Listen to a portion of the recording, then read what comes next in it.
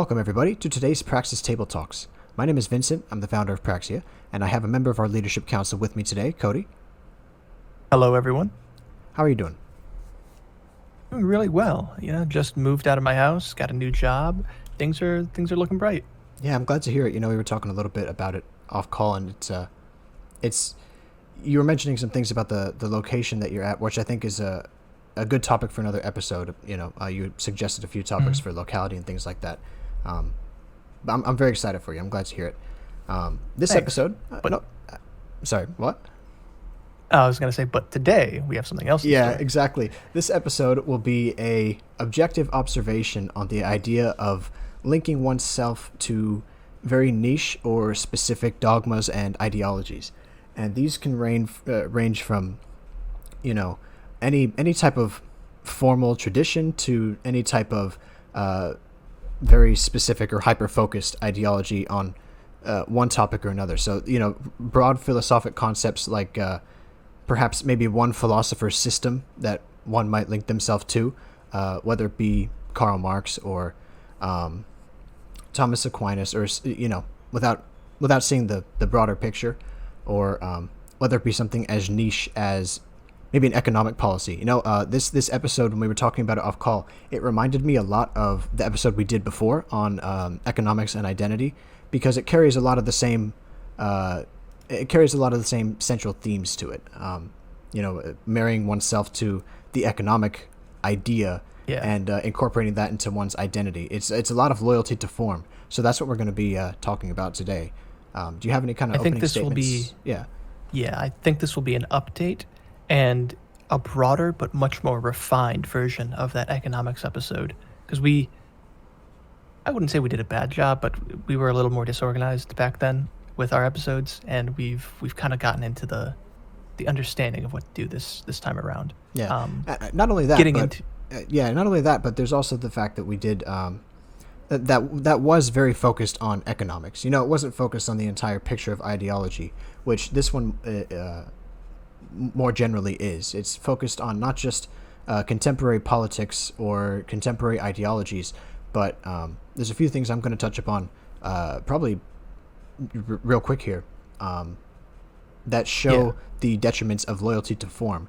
And that's kind of what we're getting at with this episode, is the issue of loyalty to form, and then how to overcome that loyalty to form to see the broader picture, and to get this kind of objective view of reality that we as Praxis really do espouse. And I know that when we say Praxism, we reference it as an ideology itself, but it's really not. It's not. We'll get into it. Yeah. And before we do get ahead of ourselves, how I've seen the culmination of this episode as our introduction, it's very much a broad look at how people in general either do marry themselves to very niche or hyper-specific ideologies that they filter through as a sort of lens to look at the entire world, whether it be spiritually, politically, economically, philosophically, and so on. And they just see everything through this lens. And, so many people accuse the left or communists or whatever for doing this, but it's pretty much anyone in contemporary society, because we want to have some sort of tribalism that we can associate with, and we just start co-opting things that have nothing to do with that frame of thought or ideology into this frame of mind, or forcing this frame of mind onto those things. And that's something that I think we should definitely need to address, and how to overcome, like Vincent said. Yeah, I think it's I think part of the problem is the way that everyone is kind of so atomized today. The atomization of society is probably the number one culprit or catalyst of this phenomenon. Everyone goes to that teenage phase where they kind of read history, especially if you're a history buff. Everyone goes to that teenage phase where they kind of see their favorite historical figures in kind of a limelight, and say, oh yes, this person was the best person, and society was the best at such and such a time, and we need to return to this, or we need to adopt this person's ideas, and they kind of almost think vicariously through a given historic situation or a given historic figure, whether it be a political figure or a philosophic figure, like I brought up before. That has happened forever, but that is being amplified today, I think, by the lack of communication and the lack of integration into society that people have within their own given culture that they exist in right now. One thing also before we get into it is that I've noticed that this is a lot more common and a lot more aggressive, or I guess a lot more present in the youth than it was in the older generations when they were in their youth, if that makes sense. Oh yeah, if I may. Yeah. The older generations, especially the boomers, when they were in their coming of age period of life, they were very, I guess, free spirited and apathetic towards politics, except when it came to very divisive social issues. We've seen before the whole thing with civil rights movement in Vietnam and whatever other hot button social issue they had when they were growing up, women in the workforce, so on and so forth. And it was things that generally they got psyoped into accepting, or that were just forced upon them by the elites of their time. But they went along with it and didn't really care much mind to it. They're sort of ideologically neutral in many respects, except for the small minority of ideologues that really pushed these things through and now are in the systems of power we have today. But even subsequently after that, the Zennials and Gen X and Millennials have all been extremely apathetic or just purely radicalized to the extremes. Millennials were definitely the first to get radicalized in different extremes, but Zoomers seem to be just bouncing across the political spectrum and political compass, or spiritual pursuits or whatever, and just have a different flavor of extreme by the week, whether it be like neo-paganism or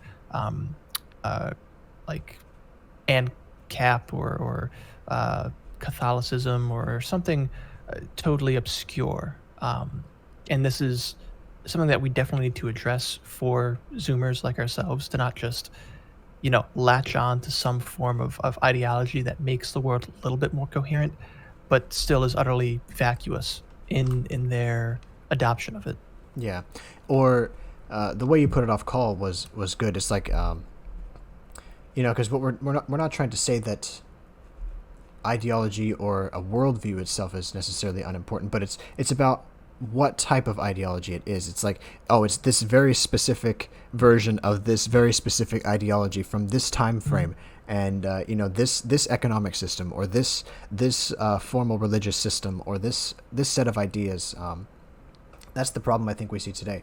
But yeah, I think it's a lot more common in today's youth than it was in the prior days' youth, or even in any past generation you can look at, when they were in their youth, And I think the problem with that is, again, that atomization, or the cause of that problem, I guess, is the atomization of society that really disconnects a person from their society. There's no longer any cultural integration of the individual within his own society, and so you see him look to these external sources for some type of gratification or some type of justification on why they feel the way that they do.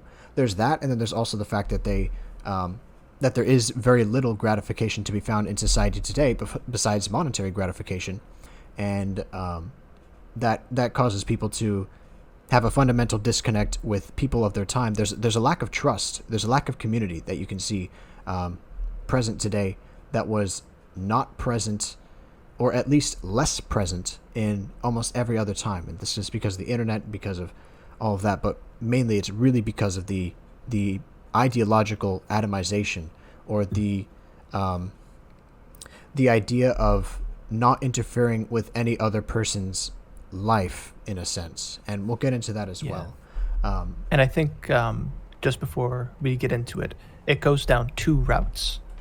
You have the people who have sincere belief but don't understand what they're preaching, and you have the people that understand what they are attaching themselves to, but they have no conviction towards those beliefs whatsoever. And what we're hoping to correct, or maybe help correct in the future, is having that conviction and scholarship underneath what you're truly believing in not just ideologically, but the spiritual and even physical nature of your life, and not just marrying yourselves to these very niche or very obscure frames of thought to purity spiral downwards in a negative way. And having dogma without understanding is just foolish obedience, but having understanding without conviction is just, being a bot or a drone, another NPC kind of going about society. On the one hand, yeah. It's funny because what I was talking about before, I think maybe in another episode or maybe in one of our calls with no recording, I brought up the fact that maybe it might have been in the Novus Kivus episode, whichever one. I brought up the fact that there are two levels almost to ideology, or to understanding reality, and yeah, I guess there's two levels to understanding reality. One is the dogmatic form of ideology, and then one is the essence behind that form, or like the thing that qualitatively precedes that form, or sequentially precedes that form, the thing of which that form is a manifestation. And in a sense, the dogma is a way to express that essence to someone who might not have the capacity or the time or the patience to understand what that essence truly is. So it's expressed through this dogma. And then the other way that dogmas come about is by again latching yourself onto one historic precedent. So there's almost two types of dogmas that we're observing. One is a form of an essence or a principle, and then one is a almost like a given nostalgia, like pinpointing one area in history that's, I identify with such and such. And the two of them, they're both a problem. But I think that with the first one, with the dogma being a form of an essence, it's kind of important to have that dogma and to attach oneself to that dogma, so long as it is a proper one for the common cast. We talk a lot about caste, and I think that... Well, sure, but I wanted to give an example of what I meant exactly, because you're right in everything you're saying, but I guess I meant it in a bit of a different way. Oh, sure. It's kind of like the dogma surrounding the typical evangelical Christian, and how... Okay, yeah. In the 2010s, or early 2000s new atheist movement and everything like that, where, I fell victim to and was conned into believing this whole new atheist thing. And it seemed very convincing because, these atheists that didn't have any conviction, that were, rejecting belief, as it will. It's a lack of belief, as they say, even though, they substitute it with a whole bunch of different other things, scientism and so forth. The atheists that are using these very basic bitch logical debates to try and subvert or undermine Christian theological values or argumentations, won out in so many interactions, whether it be online or in real life. And you have various different militant atheists debating people like Ken Ham or Joel Osteen or someone like that, or even just the typical evangelical.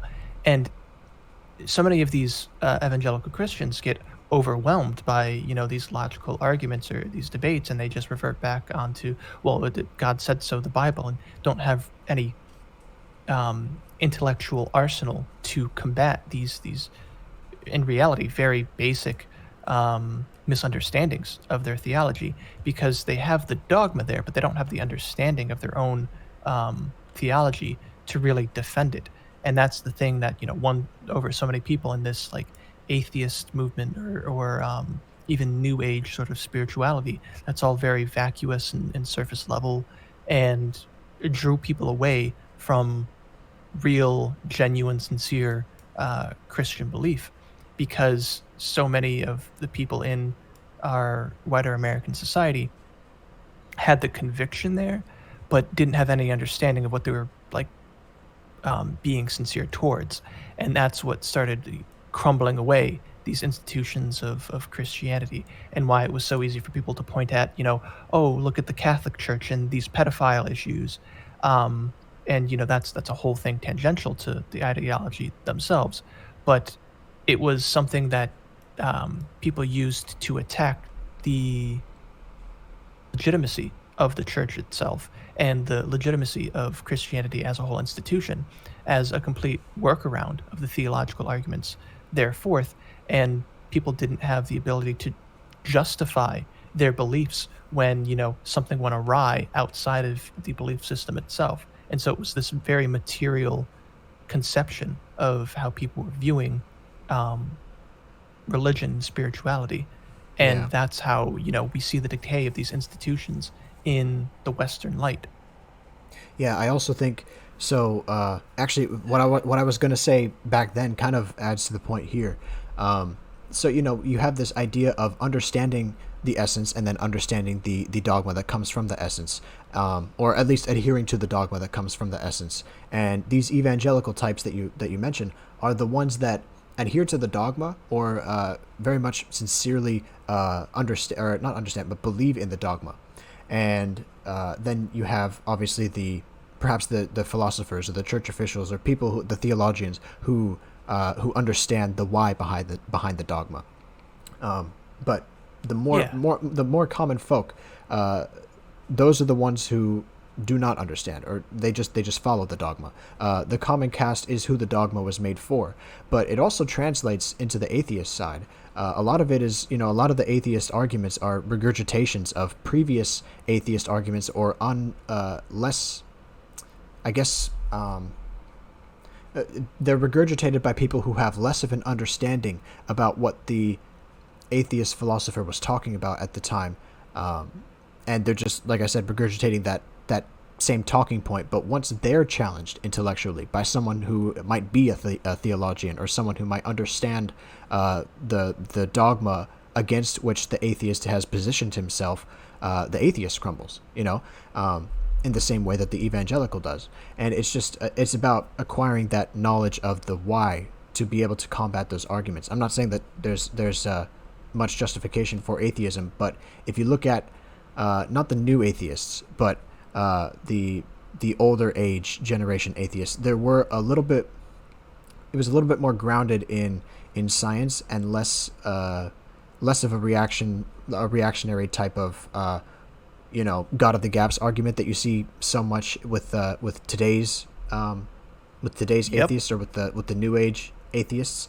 Like I said, not that there's too much justification for the sciencey types that preceded the new age ones, but they are the ones who had that essence, and then the new age ones have latched on to the dogma that derives from that essence from the older atheists, who might have had a little bit more of grounds to their argument, who might be able to be convinced if you were to give them another logical or objective observation of reality that involves theology or something like that. It's the difference between that debate between two intellectual titans who understand certain things just from different perspectives and kind of come together in an agreement afterwards, which we've seen so many times in our group. It's the difference between Oh, go ahead.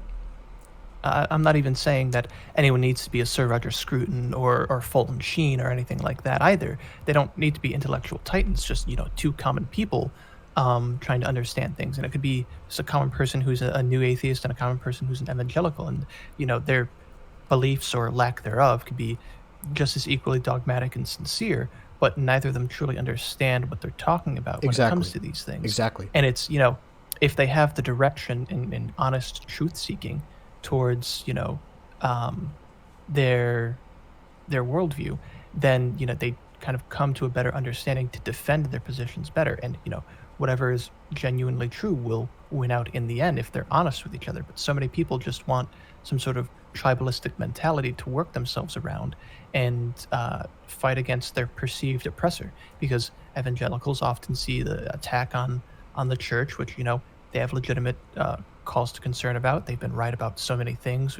The Hellfire brand of preachers from the early 90s saying like Pokemon teaching evolution is going to lead to people, wanting to lay with animals and whatnot. And, looking back on it, it seemed ridiculous at the time, but now you have, furry conventions and things like that with these problems actually happening, being open in society, and no one's really wanting to address them or try and solve them. And it's like, oh, okay, I guess they were kind of right in a weird way. But they didn't have the intellectual understanding to really explain those claims or explain why the things in the Bible were correct. And it doesn't have to be some sort of intellectual pursuit to do so. And that's what I'm trying to say. It's like, if people just gave a little bit more time to really understand what it is they believe, most people just don't give any time. This is what they do because it's what they've always done. And that leaves open the gates for like invaders to come in and just destroy everything that you believe without understanding why it was there in the first place. Yeah. And the other thing to that was, so I think the reason for, you're seeing all these various ideologies pop up in what's kind of the same fashion as the identity thing, like what are your pronouns type of thing, trying to individualize yourself by ascribing to a certain ideology, and then if you meet other people with that same ideology, then you'll say, oh, well, I'm not your version of the ideology, I'm this other version of this ideology. So you can't even, it's differentiating yourself from each other individual that you come across. I think the reason, that's that downward purity spiraling I was talking about. Yeah. I think another reason for that is, funny enough, the reason for such a loyalty to such a dogma is the lack of dogma, the lack of common dogma, or the lack of religious dogma, especially that you see within society.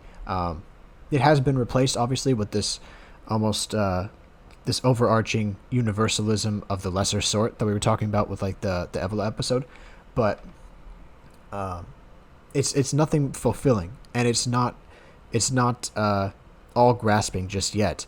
And so because of the lack of that higher knowledge that comes in the form of religious formal traditions or formal dogmas or something like that, you're seeing people kind of have this spiritual vacuum. Like you said, it's a spiritual vacuum, and it's a tribal vacuum that they're filling with these hyper specified ideologies of people who may not even be around anymore. Some people who from the time period may not even be around anymore, whether that's like Middle Age Catholicism or an idealized version of like Norse paganism, or whether it might be 1776 consumerism, 1776-esque conservatism that wants to go back to the Constitution and the founding fathers' ideals.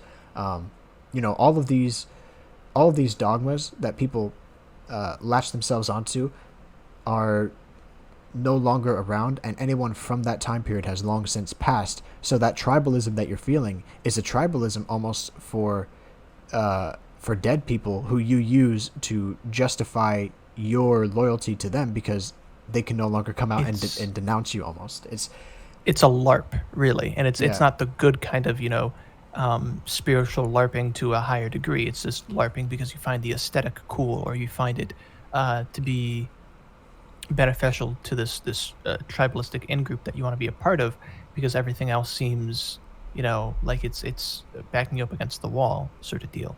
And that's not a good grounds to justify your beliefs, because like you're desperate and you need something to cling on to.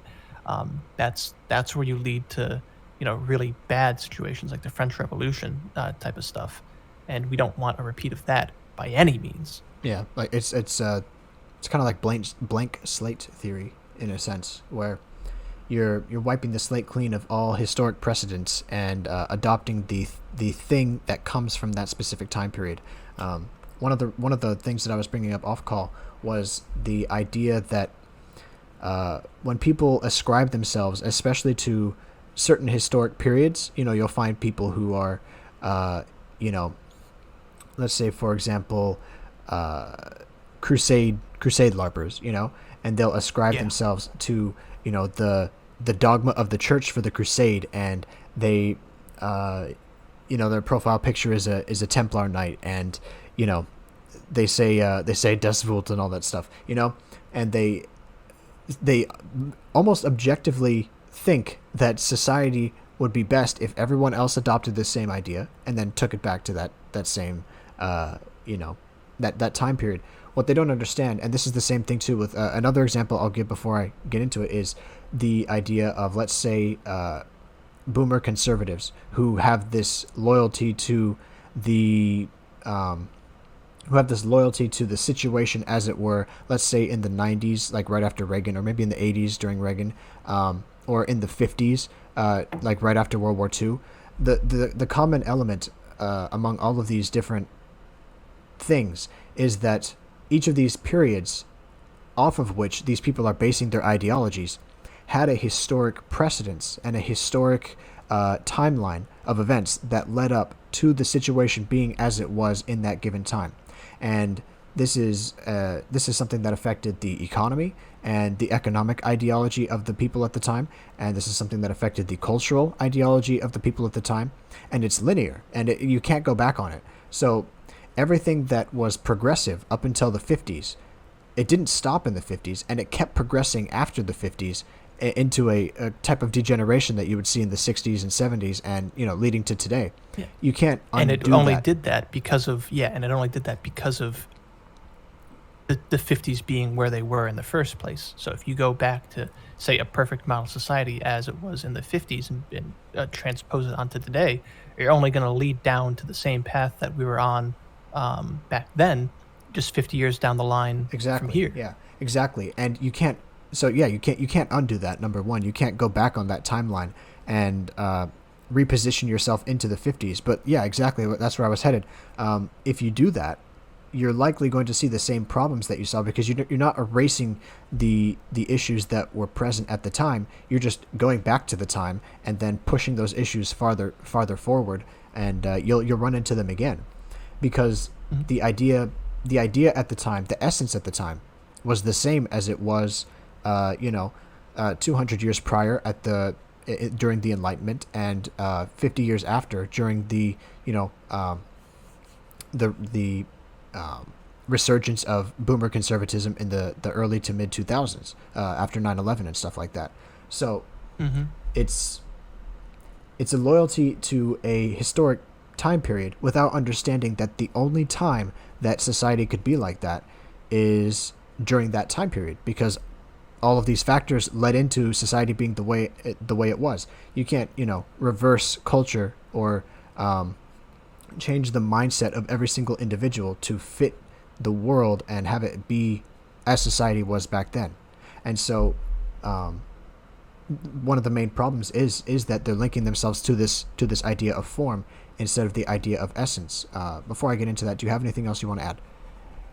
Yeah, I'd say the last thing before we start digging into some examples themselves is that the most ironic part about these people marrying themselves, and I mean, we're all guilty of it too. Like, we have to marry ourselves to certain ideologies to kind of hopscotch our way as stepping stones to where we mature into with a better understanding of history and ideology and spirituality and whatnot. But some people get stuck there, and the most ironic part about this all is that the forms that they're trying to adhere to, the progenitors of those forms and those ideologies and those frames of thinking would most likely hate them, not just because they're making a mockery of the systems that they created, but because they are almost the antithesis of everything that they stood for. Like, say, communists of the Russian Revolution, and you take Lenin and Trotsky and so on and so forth, and they would despise the so-called communists of today and the contemporary American bourgeois society that we have, and just they would be lined up against the wall alongside the kulaks. Or you take those crusade larpers, say like the memers from 2016 and 2017, and these young kids being all Deus Vult and stuff like that. real crusaders back in the day would see them as heretics and, put them up on charges against the church and have them burnt at the stake or something for the degenerate things they do in their daily life without even thinking about it. It's even the boomer-con conservatives would be absolutely hated and despised, disgusted even,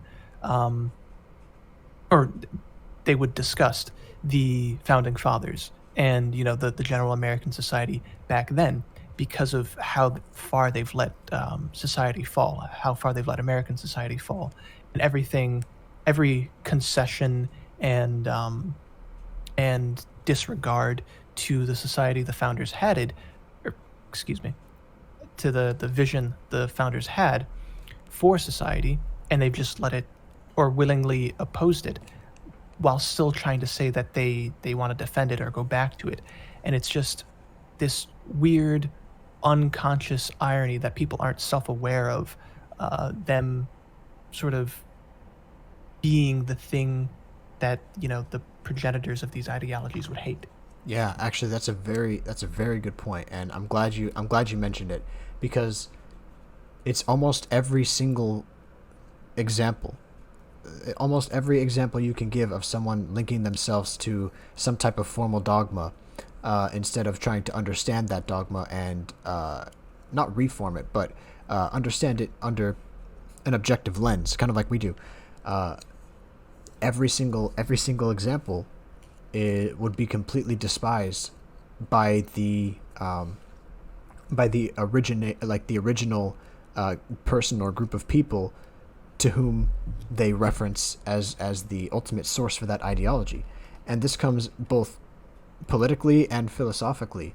A lot of the ideologies you'll see pop up today have political implications, and less and less of them are more spiritual or philosophic or things like that. So yeah, exactly. It's whatever group you point out, whether they be, the so-called like classical liberals, and they go back to the Enlightenment. The Enlightenment thinkers would have a complete distaste for them because they're so vulgar. They'd call them godless fools and complete degenerates or things like that. Yeah, and same thing with neo-communists going back and discussing with, let's say, Karl Marx or Lenin or Trotsky, like you said. They would just they wouldn't even pay in the time of day. Even same thing with neo-fascists or something like that.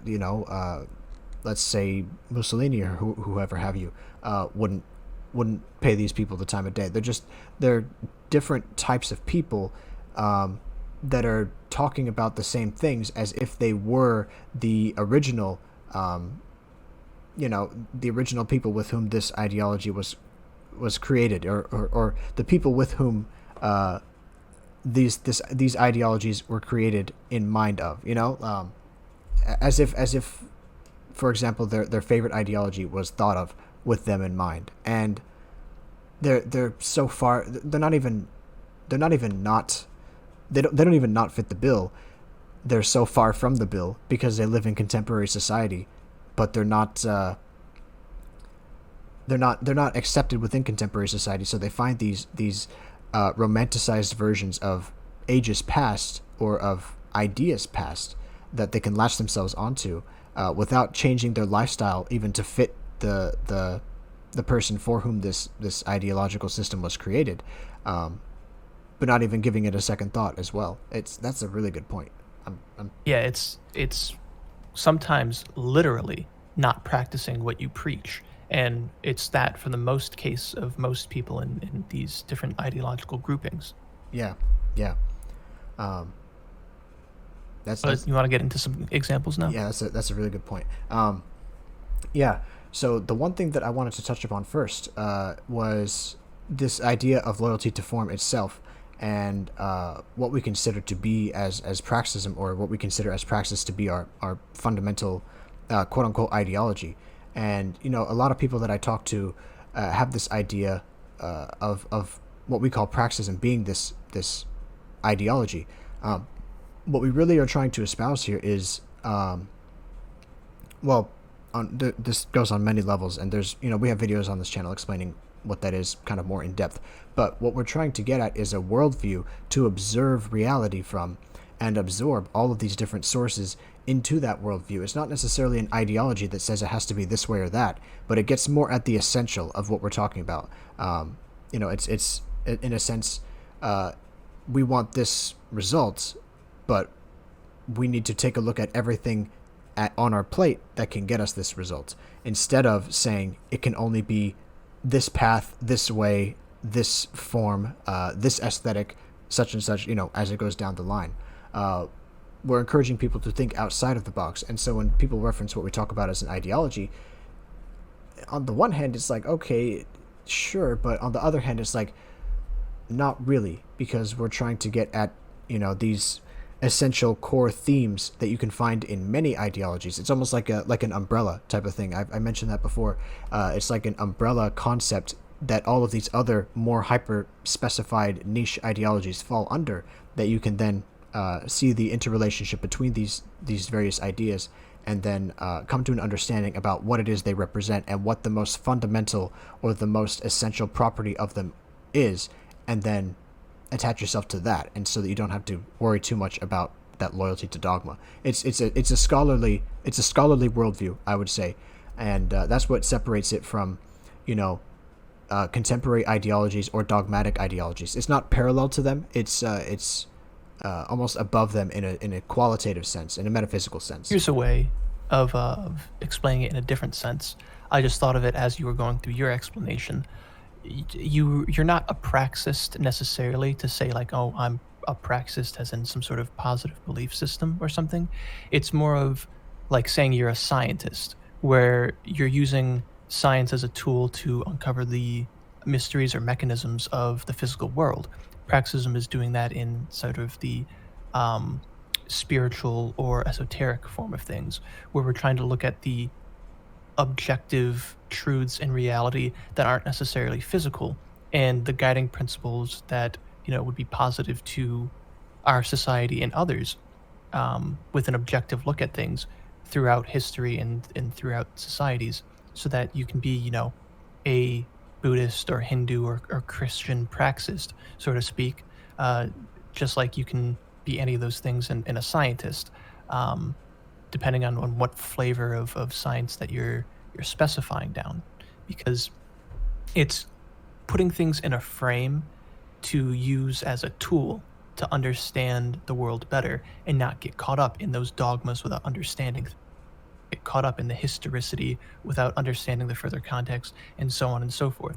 We're boiling things down, not to be reductionist, but to look at what works and look at what's true and understand the contextual aspect of things, that they were this way for this reason, but there are these universal concepts there that can be applied regardless of time or place, that then exist in these other forms, just like the overlaps between Buddhism and Christianity and Hinduism, and why they're still living religions, and so on and so forth.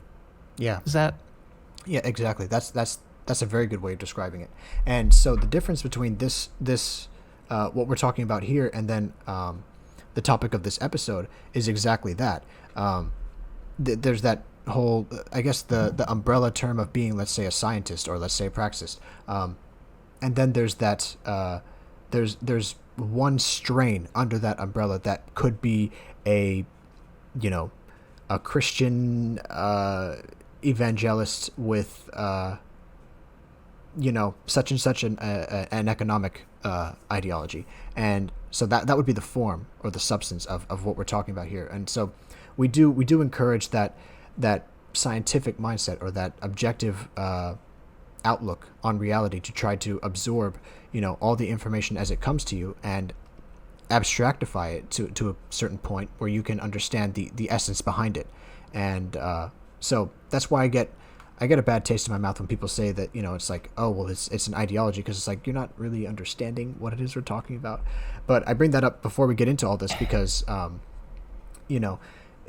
this episode really does deal with a lot of those hyper specified, hyper focused ideologies, and I don't want people to think that we're trying to denounce all these other ones and then say, okay, well, this one's good. You know what I mean? Like, I want to clarify that we're not saying that these are bad. Oh, but you should follow this very specific train of thought or this very specific ideology.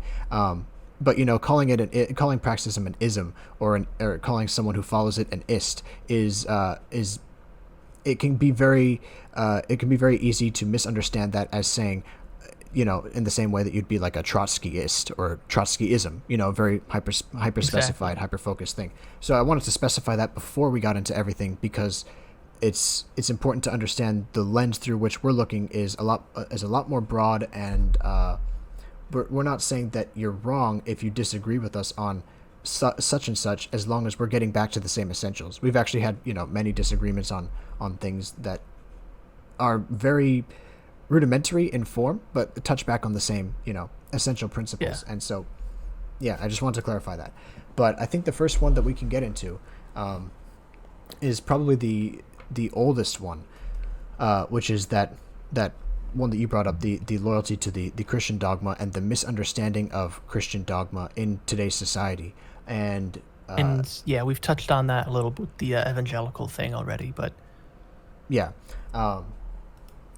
have.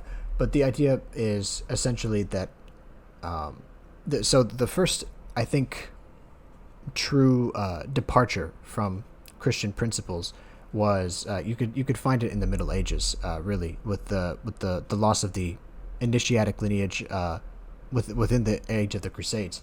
But in modern society, what you'll see is this loyalty to form without trying to understand the form. And so you get these, the evangelists, or you get the Catholics, even some of the traditional, more traditional-minded Catholics, not understanding, what it is that they're practicing and what it is that they believe. And so, I actually have an example for that in my own life recently. Yeah. I went to this it's kind of like a church area. It's I don't want to call it a shrine either. It's like a diorama of the life of Mary and Jesus, and they have like gardens and walkways and things like that. And they have a little bookstore at the end, like a little gift shop. And I was looking at one of the books in there, and it was called The Guide to Being a Young Bored Catholic, or something like that, or How to Not Be a Young Bored Catholic. And it was addressing that exact point of, young people in Catholicism today committing to these rituals, committing to these practices, and these traditions that the church has, and kind of just mindlessly doing them because they were raised in the environment without understanding the significance or the application thereof, and why to do them in the first place. And so many young Catholics are exactly like that. So many old Catholics are like that because it's just all they know. And they don't really understand why they do it. They just do it. And there's no real conviction there. So the book was trying to explain these different things to, teens and young adults that may have these different questions and may have had these thoughts, but no one to really answer the questions for them. And it was going down that road exactly that you're getting to. Yeah. And one of the major problems I see with this is that there's a lack of understanding, because there's a lack of understanding to what it is that these Catholic, rituals and rites harken back to. There's a misrepresentation of the church in general from all of, not just Catholics, but almost every Christian denomination that you can find, because of this loyalty to dogma, this almost cycle of learning the dogma to teach the dogma to the next generation, to learn the dogma to teach the dogma. But with every cycle, there's a degeneration of principles that go on in society. And so this dogma is understood less and less in context. And there's more and more of a misrepresentation of what the essence of the dogma is. And so you'll get, like, in Protestant circles, you'll find the lowest form of this, or even in the non-denominatory circles, you'll find the lowest form of this in God's word, or the word of the Bible, being misinterpreted as almost a sort of libertarianism, or a justification for political libertarianism, or social individualism, or atomization, or something that you might not find at all in the Bible. But because it's been because the dogma has been the focus, and because the events of the Bible have been the focus, and there's almost a literalist interpretation of this, or at least a less symbolic interpretation of this in the sense of higher symbology, you'll get a complete, or a cherry-picked one. Yeah, exactly. You'll get a complete misrepresentation of what the church actually is, and a lot of the people that I've talked to, in esoteric circles especially, are not Christian. Every time that I go into like a new, let's say I join a new group or I talk to a new person, and they in these like esoteric circles of talking about or touching upon higher spirituality and things like that. One of the main surprises they have about me is that I'm Christian. I went into there was a perennialist group hosting some type of conference call. I found them on YouTube, and I decided, I'll check them out. I'll see what they're about. And when I joined, they had a list of questions to see if you were eligible to join, because they wanted to vet out the people who didn't really know what they were talking about. So they said, describe in depth such and such, and so I did. And one of the questions that they asked was, what religious sect are you a part of, or something like that, something like that. And I said, okay, well, I'm a Catholic and all of that. And they said that I was not only the first Christian that they had in the group, but the first Abrahamic follower that they had in the group at all. And they had such a disdain for Abrahamism and Christianity because of what modern Christians represent themselves as, and what the church understands itself to be. Not just the Catholic Church, but the lesser churches as well, the lower denominations. And if you look at the principles or the ideas of older Catholics, you'll find, or even older Christians, you'll find that there's a lot of similarities between, let's say, the theology of Thomas Aquinas and Meister Eckhart, or all of these older Christian esotericists, or theologians or scholars or things like that. There's a lot of similarities between them and, let's say, some old Sufi scholar, or some old Hindu pagan scholar or Buddhist scholar. They touch upon the same principles in understanding God beyond the persona or the personality.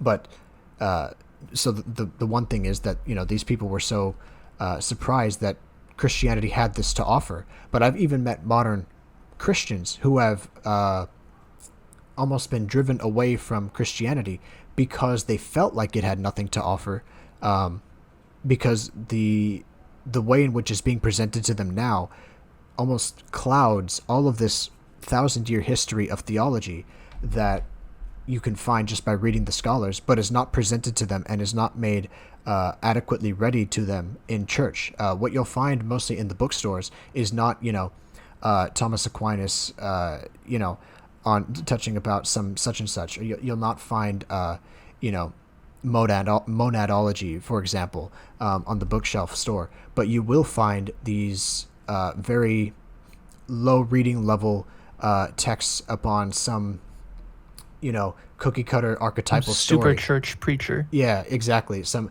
archetypal story about love or what have you. That a lot of what you're describing too, it comes down to the reason that so many of the church leaders in today's society, regardless of the denomination, are not qualified to be church leaders whatsoever. And this is a point that Philosophicat brought up with Lambda in his Lampster series that he had this past Easter. And highly recommend Lambda reads the Bible, and Philosophicat, both great people to look into. She's the more esoteric one. He's the more very Christian-oriented one. And they had a very good conversation around this and why she wasn't a Christian herself, because there is no spiritual weight to any of these pastors or any of these bishops or deacons or whoever it is in whatever denomination, how high up they go. They've been commercialized in a sense, and so many of these churches focus more on the business of running a church rather than the spiritual nature of what a church is in the first place. And it's so many people forget that, if you're putting things in God's hands, it'll work itself out. You'll never have to worry about money or things like that, or whatnot. It's getting that spiritual feeding of the soul to yourself and to your flock that you're supposed to guide as a spiritual leader, to have this better understanding of the world in which we live. And so many people just don't do that in these churches, whether they be, common practitioners or the the head of the church itself.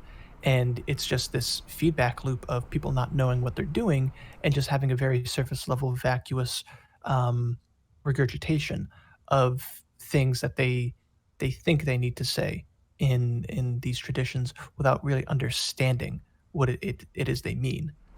Yeah, it's funny too because we're talking, we're doing that reading of Revolting Against the Modern World, and one of the sections we just passed talked about the idea of the patrician, being the only qualified individual to practice the rites, and then the priestly caste to be the qualified caste to practice the rites. And in modern Christianity, the responsibilities of the rites have been lowered to the common man, especially with individualist Protestantism and non-denominatory churches across, especially the United States. What happens is it lowers that ritual from the responsibility of the priestly caste, who understands the ritual and the importance of the ritual and the essence of what the rite gets at, and it lowers that to the level of the individual who doesn't understand, who doesn't have that level of understanding for a higher reference point. And so it's really it doesn't abstract that personal principle. It actually incorporates that personal principle even more, which contextualizes it and conditions the ritual even more, or not just the ritual, but let's say the dogma or the set of ideas. It contextualizes it and conditions it even more, to the point where it becomes unrecognizable if you were to try to tell a Christian, a modern Christian, let's say, the actual principles that it harkens back to. If in the same way that we were talking about the originators of these various ideologies having a distaste for the modern propounders of it, the modern Christian would have such a disdain for what Christianity truly is, because it would hinder almost every aspect of their life, because they're not actually practicing what they preach. And there's been such cherry picking and devolution and or involution and regression that the actual fundamental values of the religion itself, or the fundamental principles to which the religion harkens back to, is no longer present. Mm-hmm. And what you get is this, like you said, cherry picked set of ideas to make up a contemporary dogma that holds no weight anywhere else in history except for right now, or 50 years prior to right now, and it keeps devolving in a certain fashion, or in the same fashion. And and to get back to and I guess not to get back to, but to focus deeper into the core of this episode, is that these Christian denominations either do this sort of involution in spiraling out of what the tradition says and having signs up that are openly heretical to the belief system thereof, like, we accept all sorts of people here, LGBT friendly and things like that, in churches that, like, just, they shouldn't be doing that regardless, because that's just against the whole theological suppositions of this thing. Or they hyper focus on things as, so Christian centric, and anything outside of that is just demonic, or whatchamacallit, Satanist, almost, as satanistic, except when it comes to things, about their fellow Judaic personas, their Zionistic fellows, which that's a whole other thing we'll get into shortly. But it's these two frames of mind where anything that isn't literally in the Bible is just, to be disregarded and seen as demonic or satanistic, or some form of degeneration, or they are the degeneration themselves, and using cherry-picked verses from the Bible to try and justify that, without really understanding what is the tradition that they're adhering to, or departing from entirely, but still putting on the facade as if they are. And that's the thing that kind of is the issue. Yeah, Or like we said, it's that okay. that conviction without understanding it, that dogma there, and that understanding it without adhering to it with any regard. And so some are just going for the power and the money in it, and having this modernistic view of Christianity, or some are just taking things too literally and not understanding some of the better esoteric and philosophical contexts that having the camel travel through the eye of the needle type of stuff, where it's not meant for everyone to understand necessarily, but there's some understanding to be garnered that just isn't falling on the ears of the practitioners that are supposed to be dogmatic about it. Yeah, I want to stress also that it's not the responsibility of the common folk to understand the essence behind the dogma.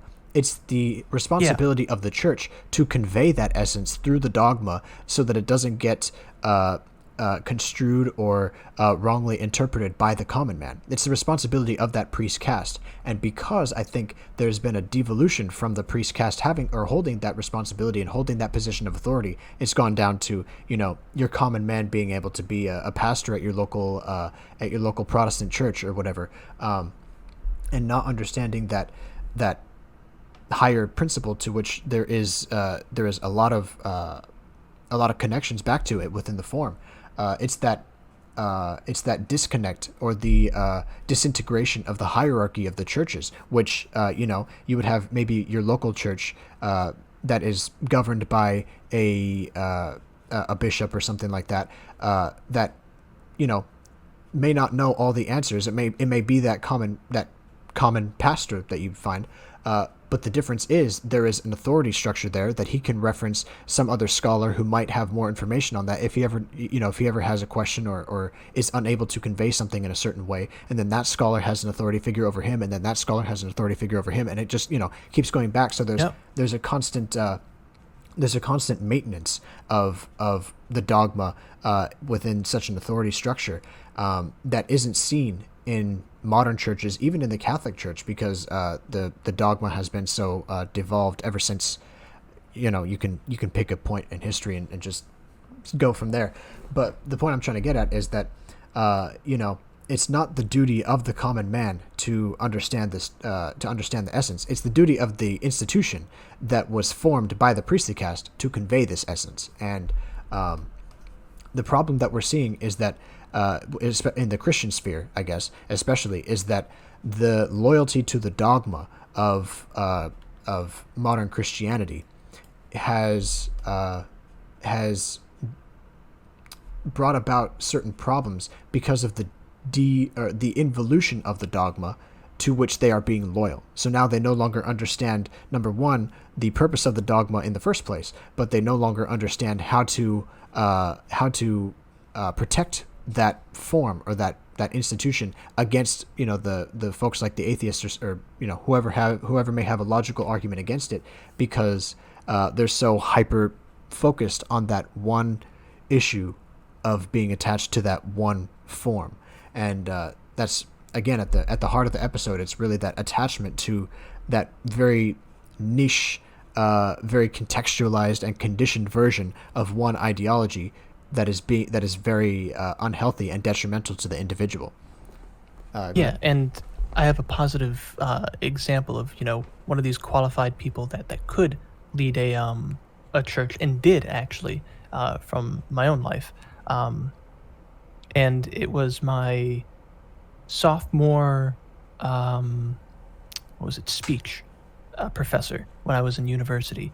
And he, I believe, was a Southern Baptist preacher himself, but he was also a well-read religious scholar. He was somewhere in his late 70s or early 80s. He was a very old man, but very gently spoken. But every single word he said while he was teaching his class or while you were just talking to him one-on-one had the weight of wisdom behind him, that he knew what he was talking about. He had that spiritual aura around him where when he was a preacher, he probably was guiding his flock on the true and narrow, because he had this understanding not just of the Christian doctrine, but of things like Hinduism and Zoroastrianism and these other paganistic beliefs from centuries past and even present. And he had this understanding of truth from all these different worldly religions that he could apply and still, be comfortable and convinced of in his Christian belief, because after all, he was a pastor. And I believe somewhere in Kentucky. So he had that, nice Southern hospitality about him, but this weight of wisdom from which, even when he was teaching his class, you understood things in a way that this, a dry, unenthusiastic professor that could be teaching things in exactly the same frame that he was wouldn't have on their students.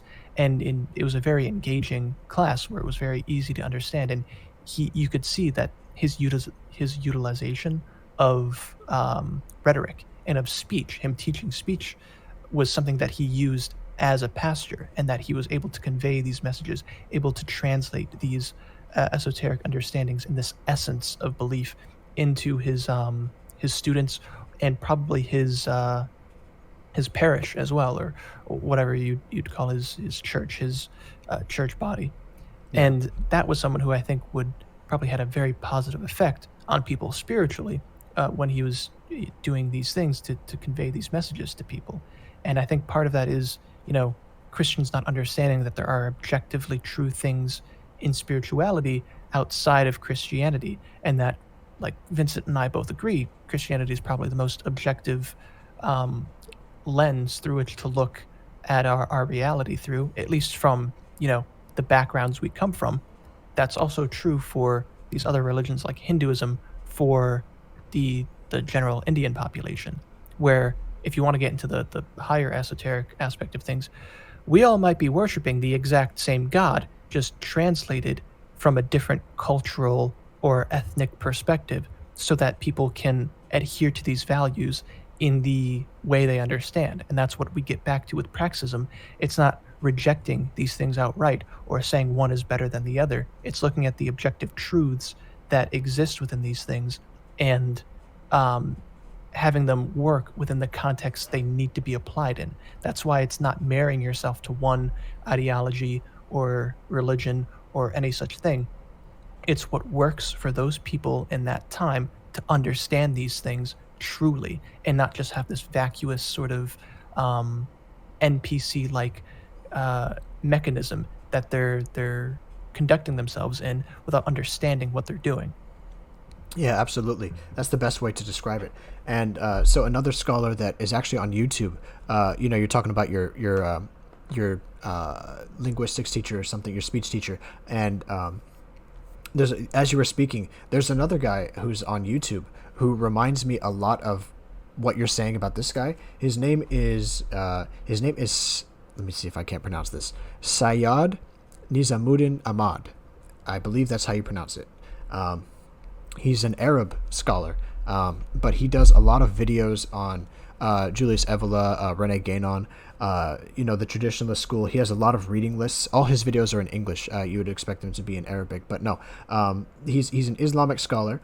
He teaches Islamic studies at a college level, I think. Some college. I think it's the University of Michigan or something like that. I don't know exactly, but as you were speaking, I've watched a ton of his videos, and what you were talking about reminds me a lot of this guy, who he is a devout Muslim. He is very into Islamic tradition, and he's in Islamic studies, but he understands and he's willing to incorporate these views, like from Frithjof Schuon, who was a Christian perennialist, and he's willing to understand the position of Rene Guénon on such and such, and he references a lot of Hindu theology and stuff like that in his videos too, while the core of his channel remains Islamic and the core of his views remain Islamic. If I can't remember, I'll put a link in the description to his channel, because it is very informative if you're into this type of stuff. But yeah, there are certain individuals out there who are sporadic not revitalizations, but sporadic reincarnations, I guess, of that priestly caste which has devolved so long ago, that you can find in these various religious scholars that understand the essence behind their dogma, but they're few and far between, and they don't hold authority in the positions that they should be. Like, for example, I guess maybe you said that he taught theology or something like that, or he was a pastor or something like that in a church. So maybe he was a pastor before he came to university to teach speech. Okay, so maybe he did hold a decent position of authority in which he should have been, but a lot of these people don't. You know, you might find a lot of people who are, let's say, internet intellectuals who you might find on YouTube who have the capacity to teach this stuff, but are not in the position of authority within the correct institution to be able to carry that out on a wider scale. Let's say on a community scale, if they were to teach a dogma through a church. You know what I mean? Is that type of thing. like Lambda, like what I brought up with him. Exactly. Or there's another guy that I watch. His name is Ascension Presents, and that's the channel, but there's one guy on it. And I think he is a preacher. But my point is that there are less and less of them in positions of authority in, institutional structures than would be desirable, even though they are out there to be found. And I think that's a good thing overall, because these people that do have this spiritual or knowledge-oriented authority over things are decentralized, so that the people like us who are kind of seeing through the veil of these institutions being facades or being misguided can go and find people that know what they're talking about and have that sort of understanding that others need to either be introduced into or to finally understand in a way that they've never been taught before in these institutions that have failed them, and have that sort of organic community growth to build around these ideas and these better understandings.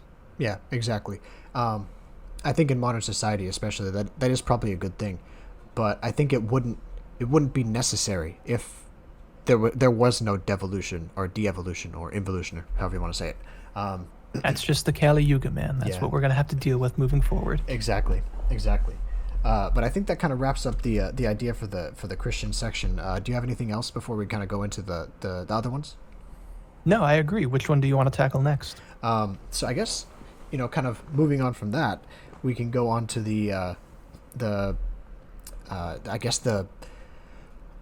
boomer conservative types, the neocons. Yes, I was thinking the same. Yeah, it's a it's a nice segue there to go from this to that, because there's a lot of overlap with these modern Christian evangelists or dogmatic preachers who may not understand, and then there's a way that translates into contemporary politics, which is through the boomercon mindset, which isn't necessarily entirely Christian. There's a little bit of there's a little bit of new atheism and further degradation thereof. Yeah, or even Judaic influence in Zionism, which is another thing we're going to get into. But big one, yeah. Yeah, but in all the same fashion, it's related entirely to that Christian phenomenon of not understanding what it is that you preach, and the idea of conservatism in general being a complete devolution of what it originally was. So I wrote an essay a long time ago, I would say about 4 years ago now, about the fallacy of the conservative mindset. And this was back when conservative politics used to be, it was barely the beginning of the age of Donald Trump and his ilk. Conservative politics used to be more or less just the SJW cringe compilations that you'll find from Ben Shapiro or whatever. There was Ben Shapiro owns. Yeah, exactly. There was very little substance to conservative politics, and if you wanted to find some type of politician to latch yourself onto, you would be kind of hard pressed to find anyone that has any backbone to them. It was Ron Paul. Woo! Yeah, exactly. Exactly. It was John McCain or someone like that.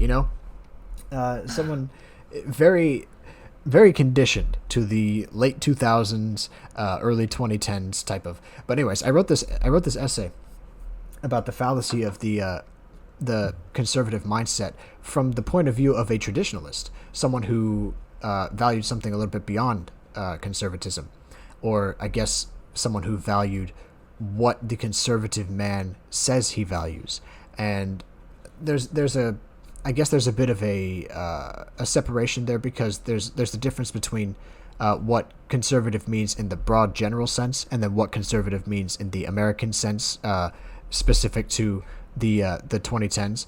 But generally speaking, if you are, let's say, conservative, you want to conserve something, and that something usually means some type of tradition, some type of family values, and some type of hierarchical structure to society, and some type of culture, right? It's generally that. And along with that, the American variant of that came along with, wanting to conserve the economic policy of capitalism, and wanting to conserve individual libertarianism, and wanting to conserve Protestant religious tradition, but the variant of it that was present in the 9/11 era, right before the 2008 recession, and all of that is the American variant of it now.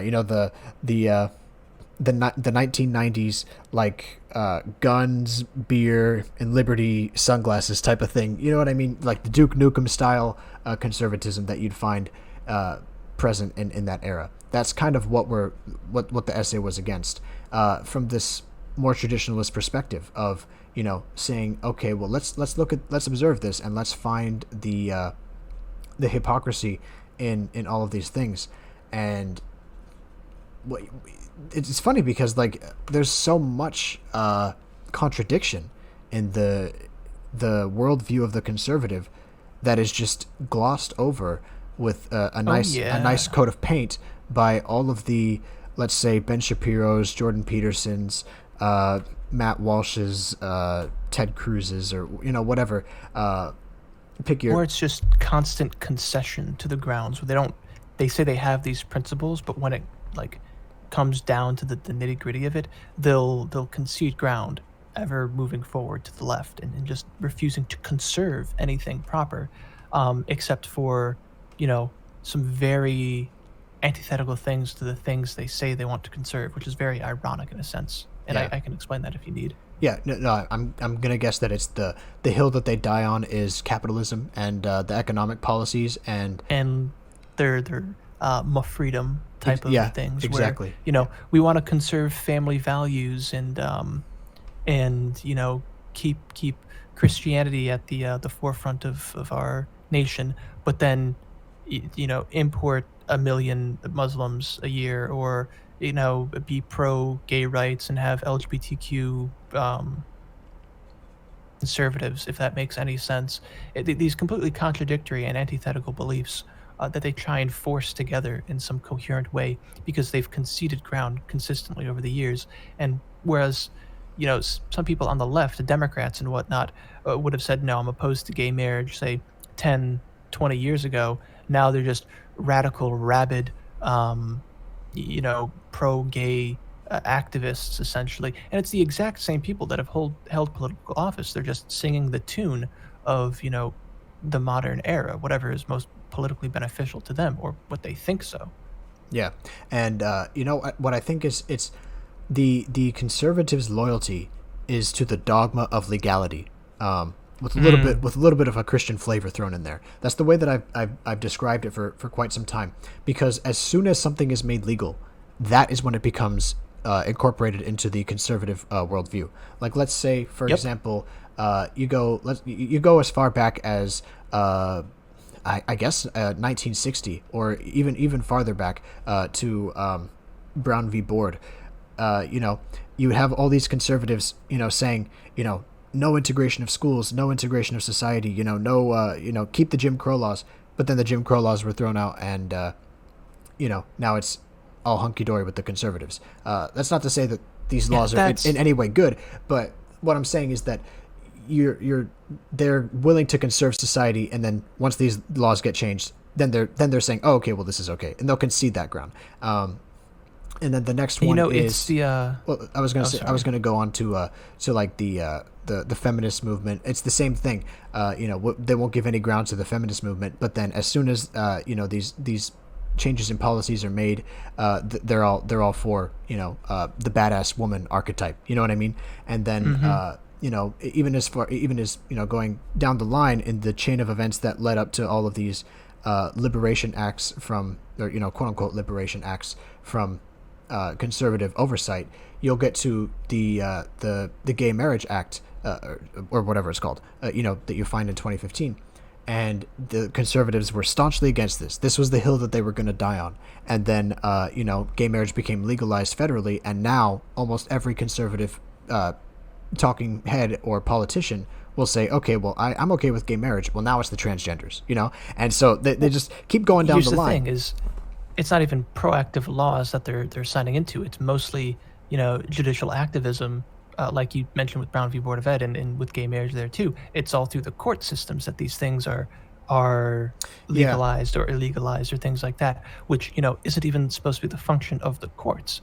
And why there's so many problems with the American system as is, because the legality as it's put, it has been completely debauched and just thrown out the window. And that's why these constitutionalists just live in a alternate reality where they think that the Constitution is still a sacred document, some sort of near religious thing to be worshipped and adhered to, even though it's being constantly disregarded or overruled or ignored by the daily. And it's these constant concessions to things that are supposed to be inalienable rights that get violated every single day to normal average people that don't even do anything wrong, and they just get screwed over because it's the will of power of the elites as we have it now doing what they want to do because they find it advantageous to them. Yeah. And the other thing is that you mentioned that it is these court decisions, and these court decisions become a huge part of become a huge implementation into the talking points of the modern conservative. Like if you listen to let's say conservative radio shows or conservative newscasts, they will mention these court ordered, I forget the word is escaping me, but the results from the cases of the court, they'll reference them as if they are almost like a dogmatic gospel. It is exactly like the people who adhere to scientism. The science is settled sort of deal, and those conservatives act in the exact same way when it comes to these legal decisions, where the law is settled. That the what's it called? Precedent is set there, and you can't violate the judicial precedents except when it comes from the left or something like that, trying to steamroll through the whatever constitutional amendment or supposition or whatever power it is to limit the auspices of government. They just steamroll through judicial activism, and it's just such a weird state of affairs that like you said, it's legal now, and we're going to defend it, and this is the hill to die on, even though beforehand we said it was the hill to die on before it became legal, because that makes any sense, that the principles changed somehow. Yeah. And the way it connects back to that Christianity thing is that then they will say, oh, well, this is protected under our Christian ideology because such and such, but this other thing you want to do, this is not protected under Christian ideology until, of course, the court orders that to be, constitutional and stuff like that. And then they'll do the mental gymnastics to rework their Christian dogma to accept the new thing. And that's what you see common with Protestant churches, especially. And then that's adapted into the political sphere by conservatives who have, no backbone. And so the problem, from the point of view of the traditionalists that you would find with conservatives, is that there's no... Well, first of all, there's no understanding of what tradition actually is. They go as far back, and they very rarely reach this point, but they go as far back as 1776. And if they don't, if they don't hit that point, then they usually go back to sometime right after the Civil War, and then if not after the Civil War, then around right when Prohibition World ended. War II. Yeah, World War II, exactly. That's their next point, and then after that, it's the 1950s. Yeah, and then I was going to say sometimes they reference the Supreme Court decisions of the 60s and the acts of the 60s, like John F. Kennedy and things like that are very big. Even though he was, a Democrat. Exactly. John F. Kennedy is a very big fan of, or a very big idol to modern conservatives. Just keep going down the line and seeing these like various progression, these various stages of progression, and conservatives will have a certain loyalty to one of these points in history, and they will say that this is the hill to die on, and we need to go back to this, not understanding once more that the timeline is what adds up, and that the situations of like the situation that society found itself in that given time period was the result of all of the other previous decisions that have been made. And so what you're trying to conserve has already been lost because it was gone before it even got there. It was gone before it even existed, because the principles that you say you value were never embodied by the time period to which you want to hearken back. In the same sense that, you say that you value tradition, but what you would say as tradition, or what you would characterize as tradition, is very foreign to someone who is actually a traditional scholar. Let's say like us, I guess, quote unquote, or your pastor, teacher, or Syed on YouTube. These people who understand these things to be tradition. The modern conservative would be like, the modern conservative's conception of tradition would be completely foreign to this fundamental idea of capital T tradition, for example.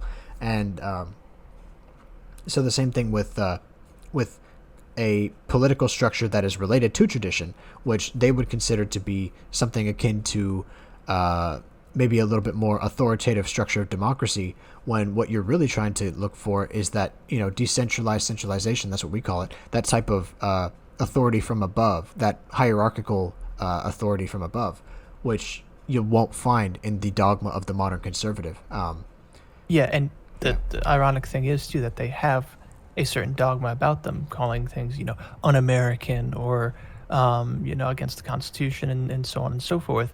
And they will be rabid about these things, but only in the context of, preserving my personal freedoms and things like that. And that's what they do to justify things like, the whole gay rights stuff, air quote rights, in the first place.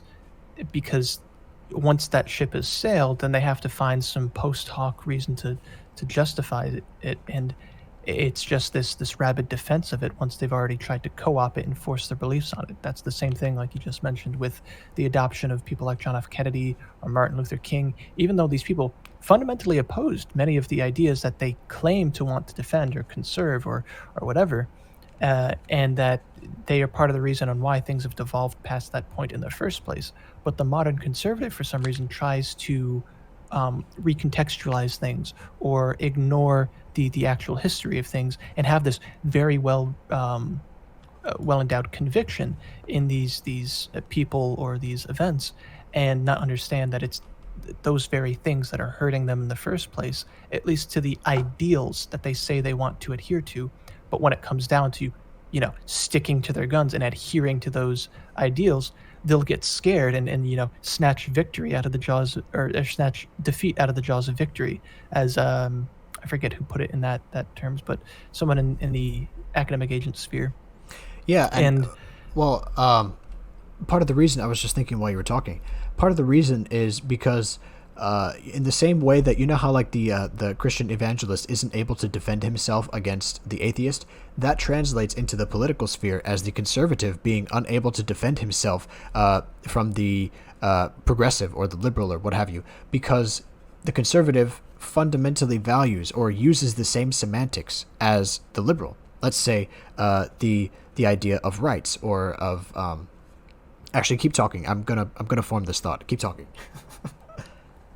Oh, sorry. Yeah, I was just going to look up. There was a recent stream Academic Agent had done with, let me look up the person real quick, where they were talking about this exact thing and how leftists, especially those in academic spheres, understand conservative history better than the average conservative, just like new atheists understand Christianity better than the average evangelical, and have these very basic arguments to try and disarm them, because the very tepid beliefs that these conservatives or that these evangelical Christians do have, they can't really defend, because they don't understand it in the same depth that the new atheist or the progressive may understand it, even though their conclusions are wrong about from the understandings they have.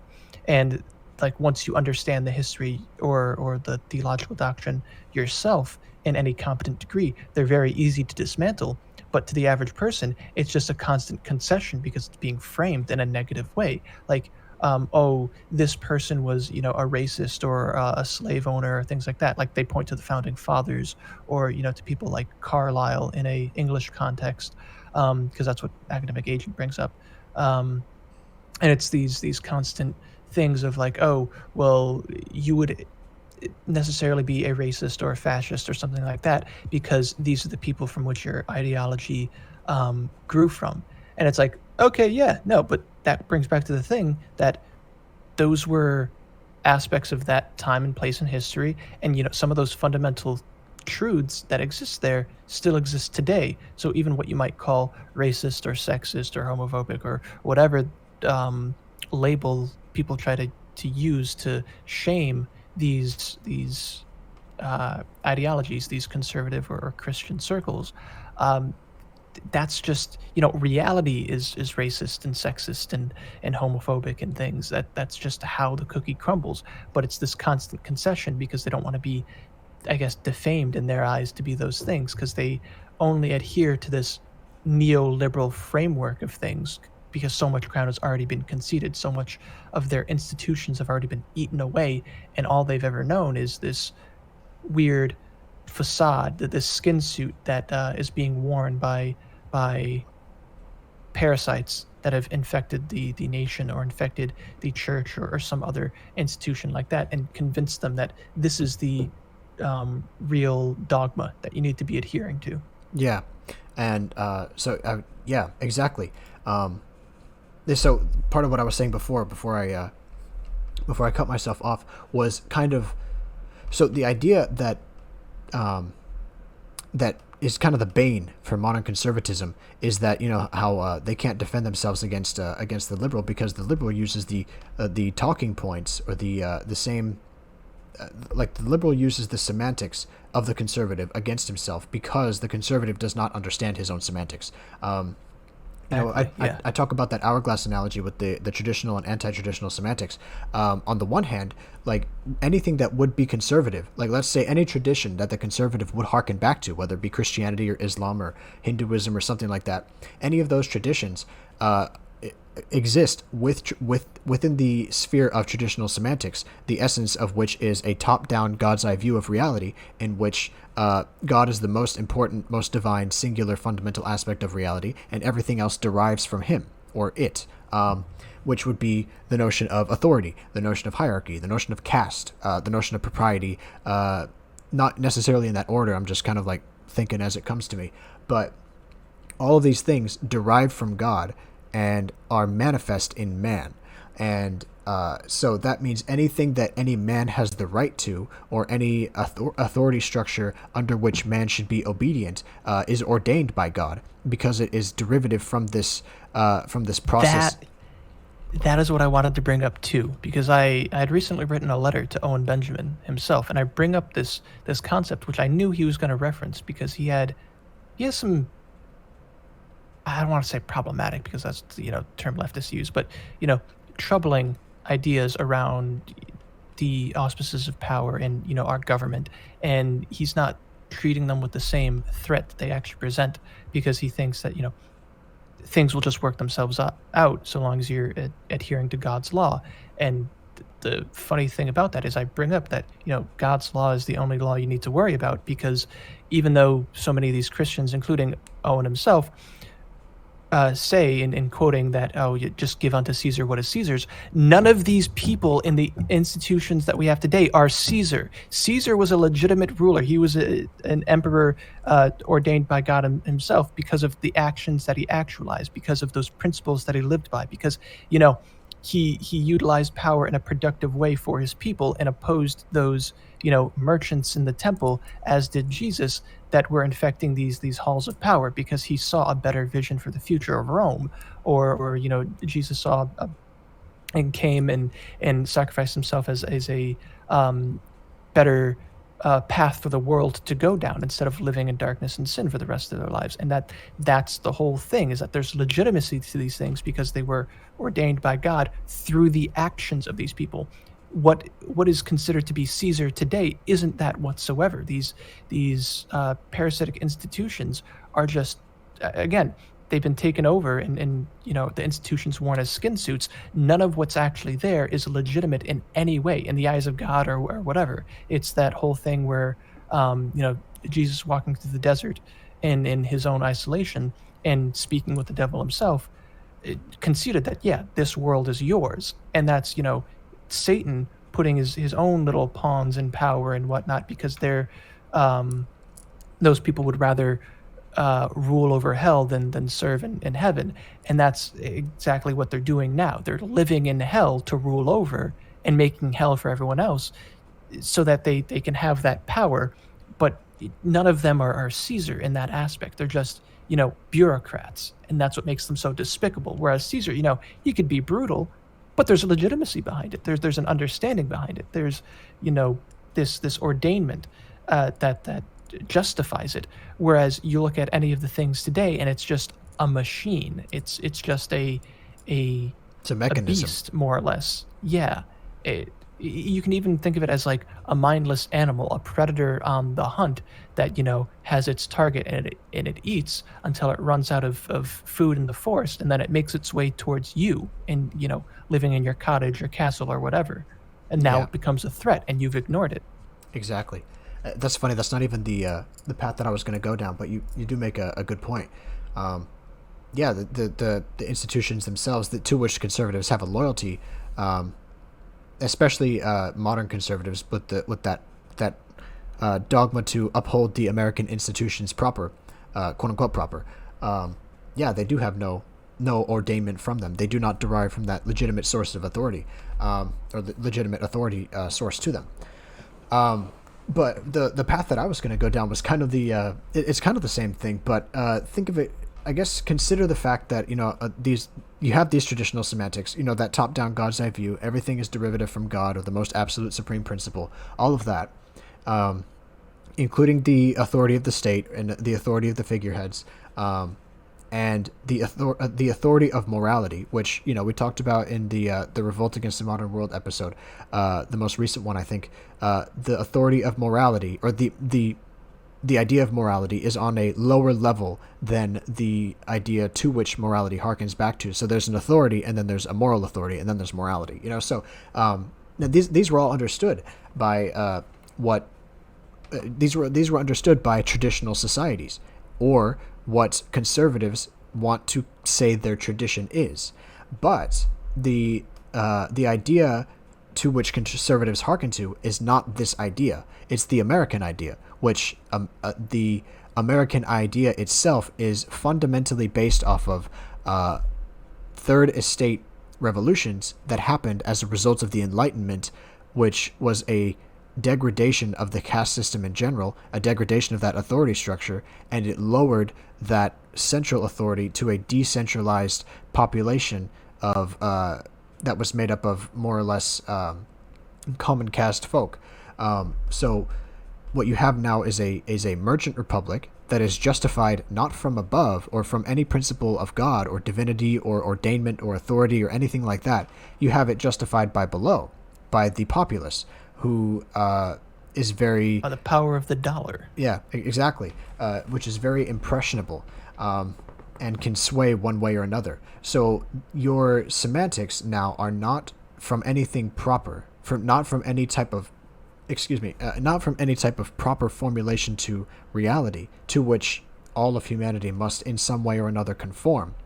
what you now say is your tradition is this idea that the common caste rules, and what the third estate says goes. And so or the will of the people, right? By the people, of the people, for the people, not in that order, but you know what I mean. Yeah. And so this is what conservatives view as their tradition. So these are the semantics that they go by, but these are not conservative or traditional semantics. These are anti-traditional semantics, which can be used to justify anti-traditional progression throughout history. Anything that derives from authority is anti-traditional. Anything that derives from the caste system is anti-traditional. Anything that derives from divinity is anti-traditional. But these are the semantics that make up the conservative talking points. So the conservatives are trying to justify a society of tradition using anti-traditional semantics, trying to play to the opinion of the populace, the will of the people, by the people, for the people, and they're losing at their own game, because you just can't use that argument against someone who understands and utilizes those ideas to the ends to which they are the logical conclusion of, it's that idea of, if there was a Caesarian figure to lead a nation or an empire like the United States as we have it, it would be a much better position we have now, even though the modern milquetoast conservative would be like, oh, that's anti-constitutional, that's anti-American, you're bringing it back to monarchy type of idea. And it's like, okay, I'm down there.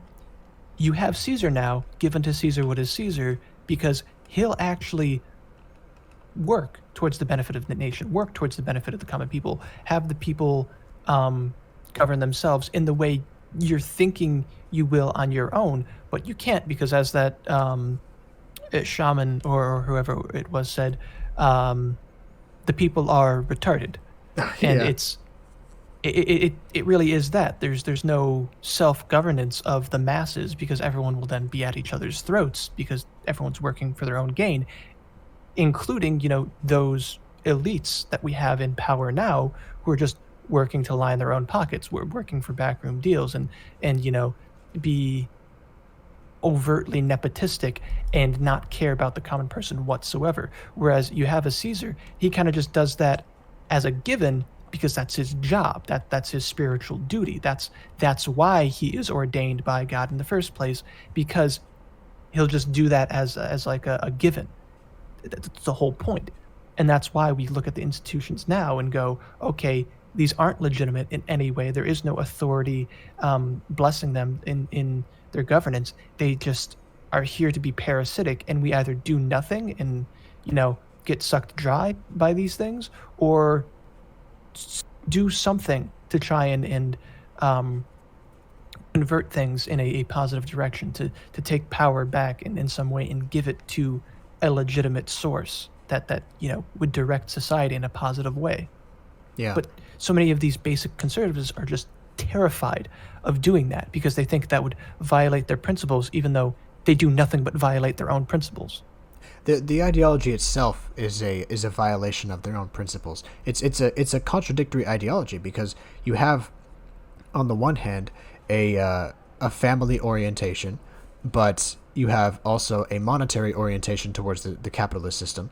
But then you also have an orientation towards tradition. But then you also have an orientation towards the common man, which is anti-traditional, because tradition is kind of superimposed onto society, not agreed upon by the common man. So the whole you could kind of pit two different talking points of conservatism against each other, and describe the antithetical nature between each one. So the fact that it still remained a viable set of ideas in modern society is very it's questionable at best as to how it even happened. But the thing is, kind of getting back to the heart of the episode, is that look at what it is, right? Look at what it is and who is loyal to it, and what you'll find is that it is just another version of these ideologies that people pigeonhole themselves into without properly understanding what it is. It's another one of those dogmas. You have like we were talking about before, the Christian version of this, in the religious sphere or in the philosophic sphere. This is that same concept interpreted now onto the political sphere, where you have a loyalty to something that is the result of certain however long of buildup, various circumstantial contexts and conditions and things like that, which you can't recreate, you can't go back to. You now have a loyalty to that in a political form, and now that's being sold to people as a viable ideology. And this seems to be one of the biggest. It's not the biggest, but it's almost the second biggest tribalism, because it's so easy to be able to get into. Because if you, it's in a sense, if you have anything or any problem with anything the establishment media is saying, or anything the left wing whatever blah blah blah is saying, then you'll fit into some category that is adopted into modern conservatism, right? Like and I think they call themselves reactionary, and their opponents call them reactionary, and it's true, they are reactionary. They are entirely a reaction to what the progressives want to implement against traditional society or against traditional semantics. They are the reaction of someone who holds anti-traditional semantics against someone who actualizes anti-traditional semantics, and it's contradictory at the very least. But yeah, getting to the heart of this episode, it is very niche, and the detriments of this are almost society-wide, because you now have the only opposition to something that is super detrimental being just as detrimental, because it doesn't even know what it is. It doesn't have any fundamental values to it, because you can pinpoint one thing and it's it's antithetical to the next thing you'll pinpoint. And so that's kind of the detriment of that tribalism being manifest in the political sphere against the establishment as it is, because there's no coherence to it. And it's that loyalty to dogma, but then that dogma is easily shot down by someone who understands that dogma from the outside. Like you were saying, how progressives have a better understanding of conservative politics than conservatives do. Same thing with, let's say, us on the traditionalist side of things. We do have a better understanding of conservative politics than they do, and we're able to shoot it down from our side. And even still, they wouldn't be able to defend themselves. But it's still that centrist kind of dogma that they hold, that it's very contextualized, like I said, very niche, very specific, and it is a detriment, I think. Yeah, and it goes in the same coin too, where we understand progressives better than they understand themselves as well, and hence why we're not that either. And we see things from the outside. But with the progressives, they at least are very Machiavellian and do power politics well, and they'll do things in a way that they understand those sections of society, the more conservative sections of society, understanding their history and their ideological adherence better than those people themselves, and know how they're going to react based on what the progressives do themselves, and then use that reaction and direct it in a way that only benefits those progressive agendas or these postmodernist agendas, or however the power falls in today's realm. And that's why it's just a constant steamrolling of the traditional aspects and institutions of society, and replacing it with, as architecture goes, these ugly sort of stand-ins of these modern monstrosities that are just ugly and vacuous and empty space that don't serve any real purpose other than to just replace what was once there, the actually justified and the true and the good and the beautiful. Yeah. And that's another thing too. Actually, you were bringing up the idea of Machiavellian politics and how the progressives know how to play it. And when it comes to the political sphere, that's the one thing that's one problem that the loyalty to dogma makes, or brings about, I guess, is the fact that there's an aversion to Machiavellian power politics, or even using the Machiavellian principle in general. And when I say that, I don't necessarily mean even the principle as Machiavellian spoke it, but I also mean the principle, just the principle of pragmatism in general. That principle of being able to maneuver the changing tides of whatever sphere it is that you're in.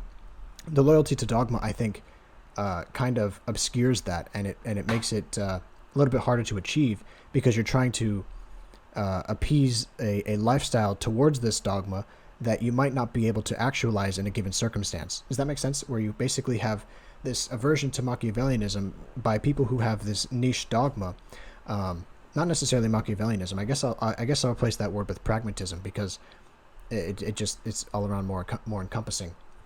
But there's an aversion to pragmatism and changing your methods and what it is that you work with, when there's this staunch loyalty to the dogma that you're taught, or that you're brought up with, or that you find yourself attached to, or that you marry yourself to, going with the theme of the episode, that it creates an aversion to pragmatism. It comes along with this dogma itself, and I think that's one of the things that people in our sphere of thought have to deal with because I've spoken with like-minded individuals, when it comes to what it is essentially that we want society to look like, when it comes to we want divine principles, we want a traditional hierarchy, go down the bullet points. But when it comes to achieving this, when it comes to how you're actually going to achieve this, whether it be through politics or whether it be through, economics or finance or education or what have you, I'm always very adaptable, and our group as Praxis, we are very adaptable, and part of the word praxism in general is is the praxis of doing something. It is doing what works, and it's very easy to say, well, we're just going to do what works, but that's not necessarily what we mean. We're adapting to the times, and I think that a loyalty to dogma really obscures that capability of adaptation, because you're so hyper focused on the dogma, or on the result that you want, or on the path that you want for yourself, that you're not looking around you and playing the chessboard like it needs to be played. And that's one thing that I think that the traditionalists fail on, and conservatives, and even the evangelical Christians, they don't understand reality as it is. And I think that that's one thing that that this, like I said, this loyalty to dogma obscures. Anyways, you're 100% right. It's like what I said before about that snatching defeat out of the jaws of victory with that conservative mindset. And it's like you said before, that adherence to form, but it's that wrong type of form, where those hyper-political conservative types, the ones in Congress, and the, as AA likes to call them, the Tory boys and people of that sphere, they want this adherence to the form of things like the Constitution, or some other doctrine in the houses of political play, while not realizing, or maybe realizing but being far too uncomfortable with acting on, is abandoning those principles in a Machiavellian play to, outmaneuver those who would wish to destroy those principles altogether. It's the thing of those in power not being good men, but being great men, if you know what I'm talking about. Yeah. And you have to do dastardly things, sometimes betray the principles that your common man, your fellow man, should always absolutely adhere to keep that civil, virtuous society going. But those in power have to kind of get their hands dirty in a certain way to protect that society. Yeah. It's kind of like the whole Batman conversation, to dilute things in a way for the normie to understand, if the normie is listening to this conversation, where Batman refuses to kill criminals, but in lieu of that, it ends up with them getting released, or escaping whatever confinement that they're finally arrested in, or condemned to, whatever asylum, and them getting out only to cause more havoc and eventually kill more people.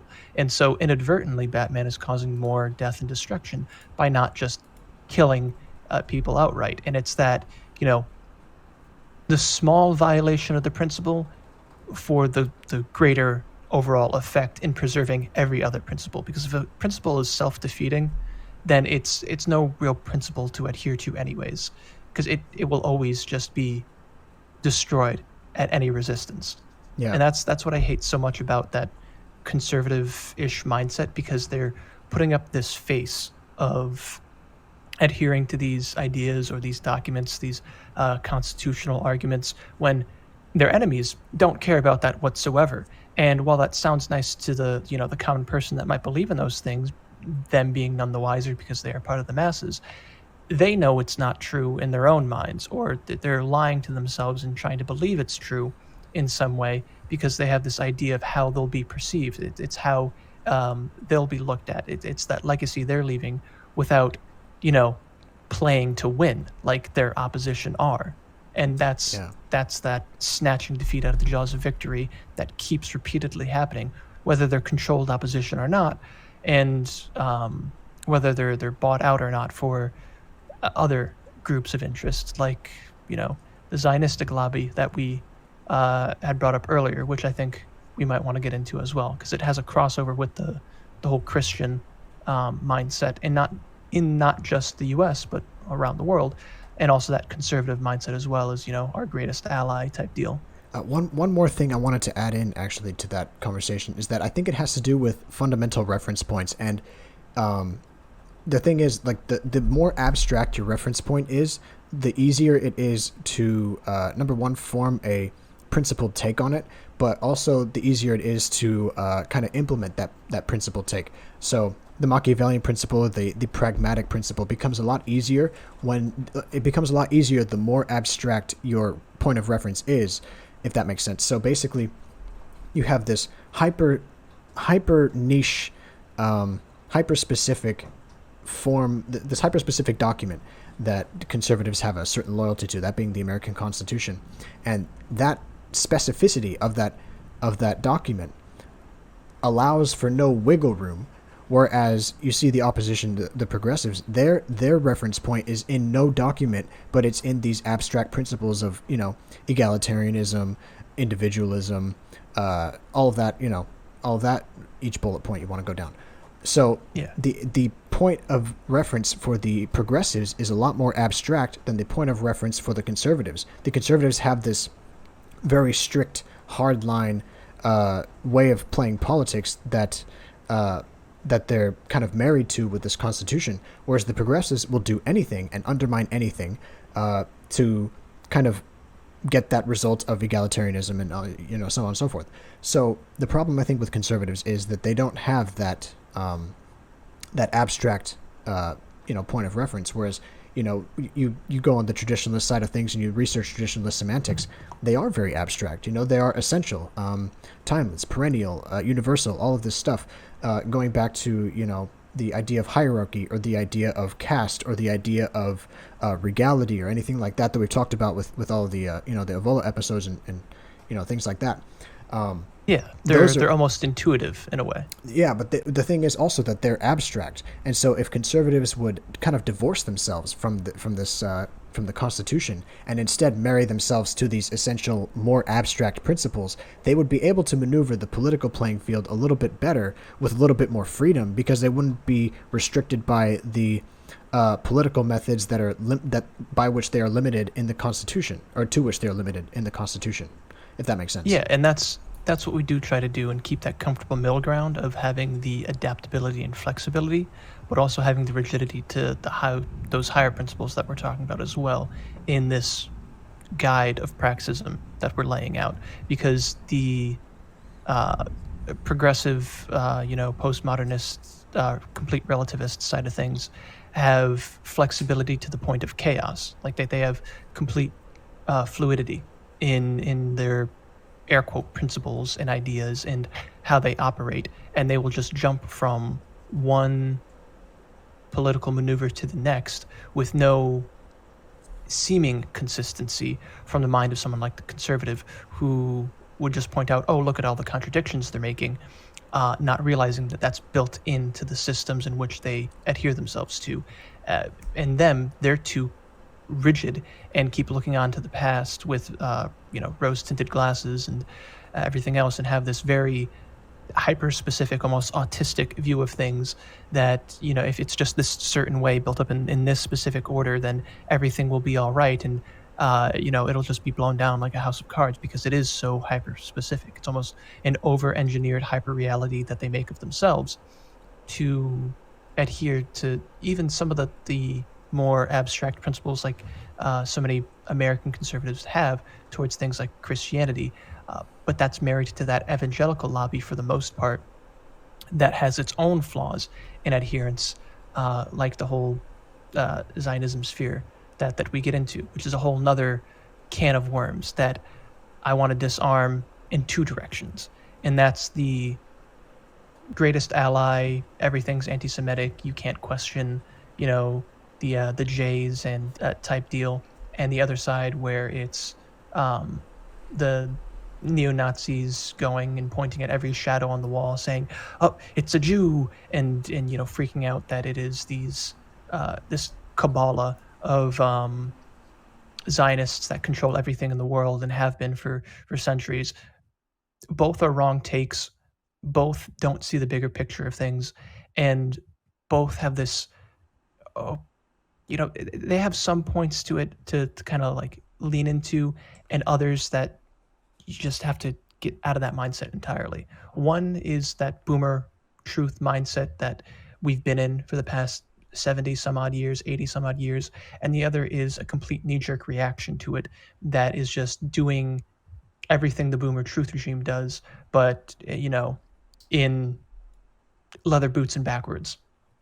Yeah, and that's another thing too, right? Is that it's good to disarm it in both directions, because I think both are coming at it from this entirely wrong take of taking a small deal and blowing it out of the water and making it an even bigger deal than it is.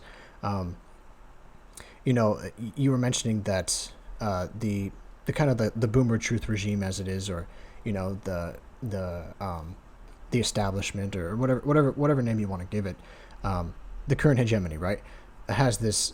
It's almost like it's almost like a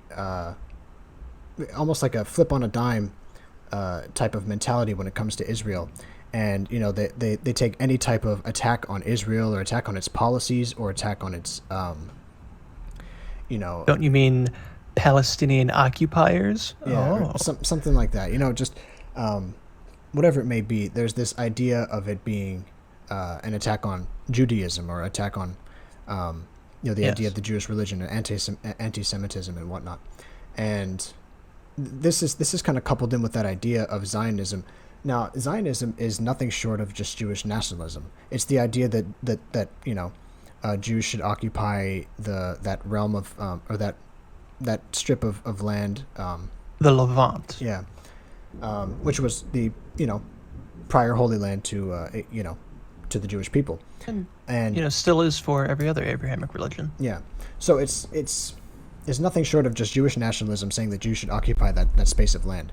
And so an attack on, or an opposition to this, whether it comes from, from the Arab perspective of being a Muslim or something like that, or anything like, whether it comes from an American's perspective, being guided by, the principles of liberalism, wanting them not to occupy that land because of how they're treating the Palestinians or whatnot, all of it is political. It's not really religious. I guess you can make the argument that maybe the Christian and the Muslim opposition to it is kind of religious, or has a bit of a religious character. But there's been movements, across all three religions where they kind of want to establish access to all three different groups of people to the Holy Land. And I apologize if you can hear the thunder, but to the Holy Land and the holy sites and whatnot. And all of all the talk that you see today about it, I think is just it's purely political. And they try to take this political talk and raise it to the level of religious dogma, in the same way that I think that you have the conservatism coupled in with Christianity. You kind of have Judaism and political Judaism, or the interpretation of politics by Jewish people or Jewish descended people, coupled in with this idea of Israeli nationalism, or Zionism or something like that. So there's a staunch I think there's a disconnect between what it is and what people are perceiving it as, and so the problem I think comes in when the different tribalisms get involved. You know, you have like which country is the American Jew loyal to? It's kind of like asking, you know, Christians don't have this problem where there's no real Christian nationalism. There's no idea that Christians should go back to the Holy Land. So Christians don't have this problem. They're really loyal to the nation that they're in. But Jews have this secondary identity to them that they're able to revert back to when they're attacked or when they are questioned on their beliefs or whatever, and they make that part of their identity. And so when you attack that political entity, you are attacking a part of them, as if you are attacking a Christian's homeland to a Christian. It's that same equivalent. You get what I mean? And so that's why. Yeah, and before we get too far ahead, there's a few things that I wanted to say in what you've brought up so far. Yeah, go ahead. First and foremost, it is very funny that what you're bringing up, like establishing what is the whole Zionist perspective in the first place, because of how adherent the American population is to Israeli interests, insofar as it's almost a parody in and of itself.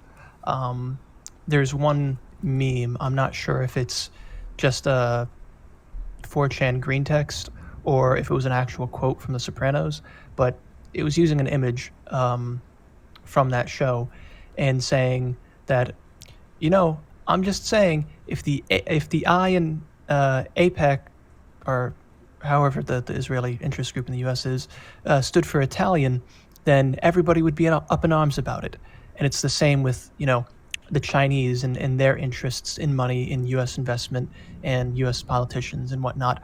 But if anyone dare speaks about the Israeli interests and money in certain aspects of government, in positions of power and funding in certain realms, you're immediately labeled an anti-Semite. You can't talk about that. You're some sort of extremist or something of the sort. And anyone from Dan Crenshaw to even many Democrat politicians, though they're very split on the issue, to even a lot of libertarian types, you just like, you know, you can't talk about that type of thing, will just blindly adhere to this Zionism over American values type stuff.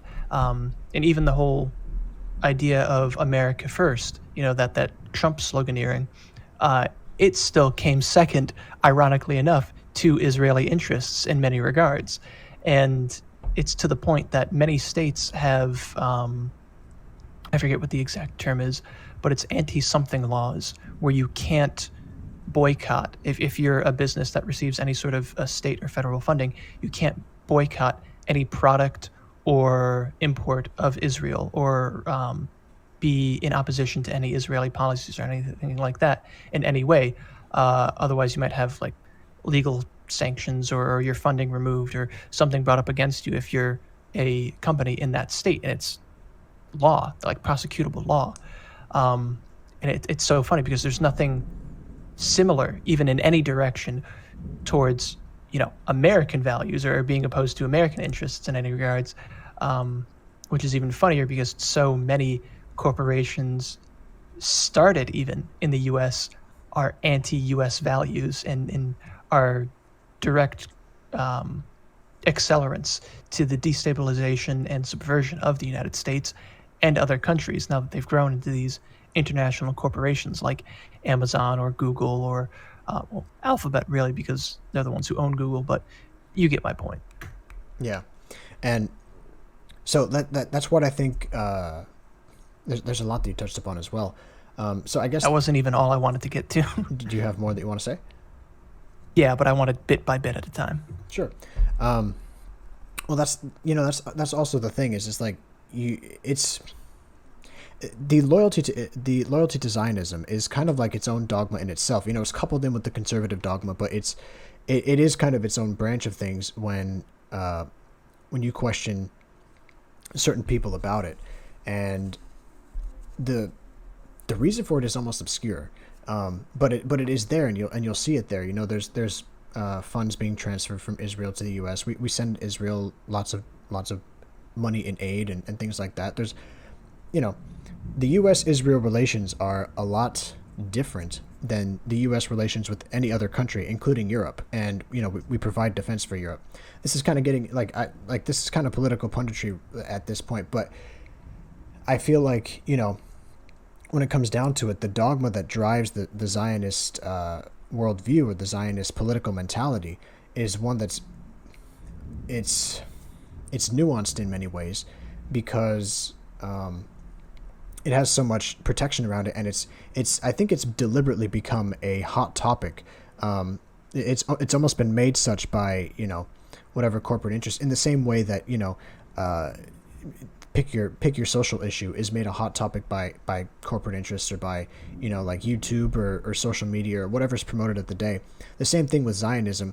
It's made that way so that you can't talk about it in the way in which we're talking about it now, even analytically, because if you point something out that they don't like, they're gonna call you, you know, anti-Semitic or whatever for it.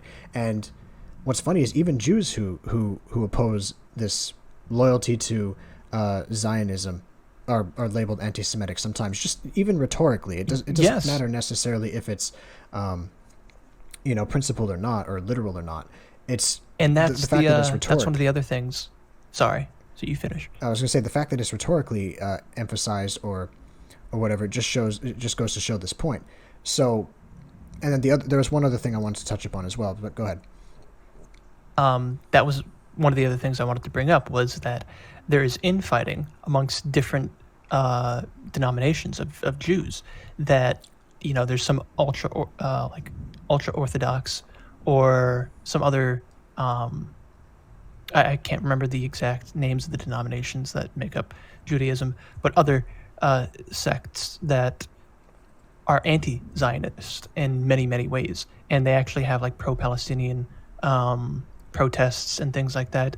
You'll see many times it's groups of Orthodox Jews in New York and things that are adhering to tenets of the Torah and other aspects like that, that say that the Jews are not allowed to occupy the Levant or are not supposed to be occupying this area as a homeland. Otherwise, it will bring on the wrath of God and so on and so forth. And they're coming at it from a very principled religious aspect of things. And, you know, those people have my respect because there's a higher understanding of their beliefs there, not just looking at it as some sort of ethnic power politic play. And it's very much the case where I kind of wish pretty much all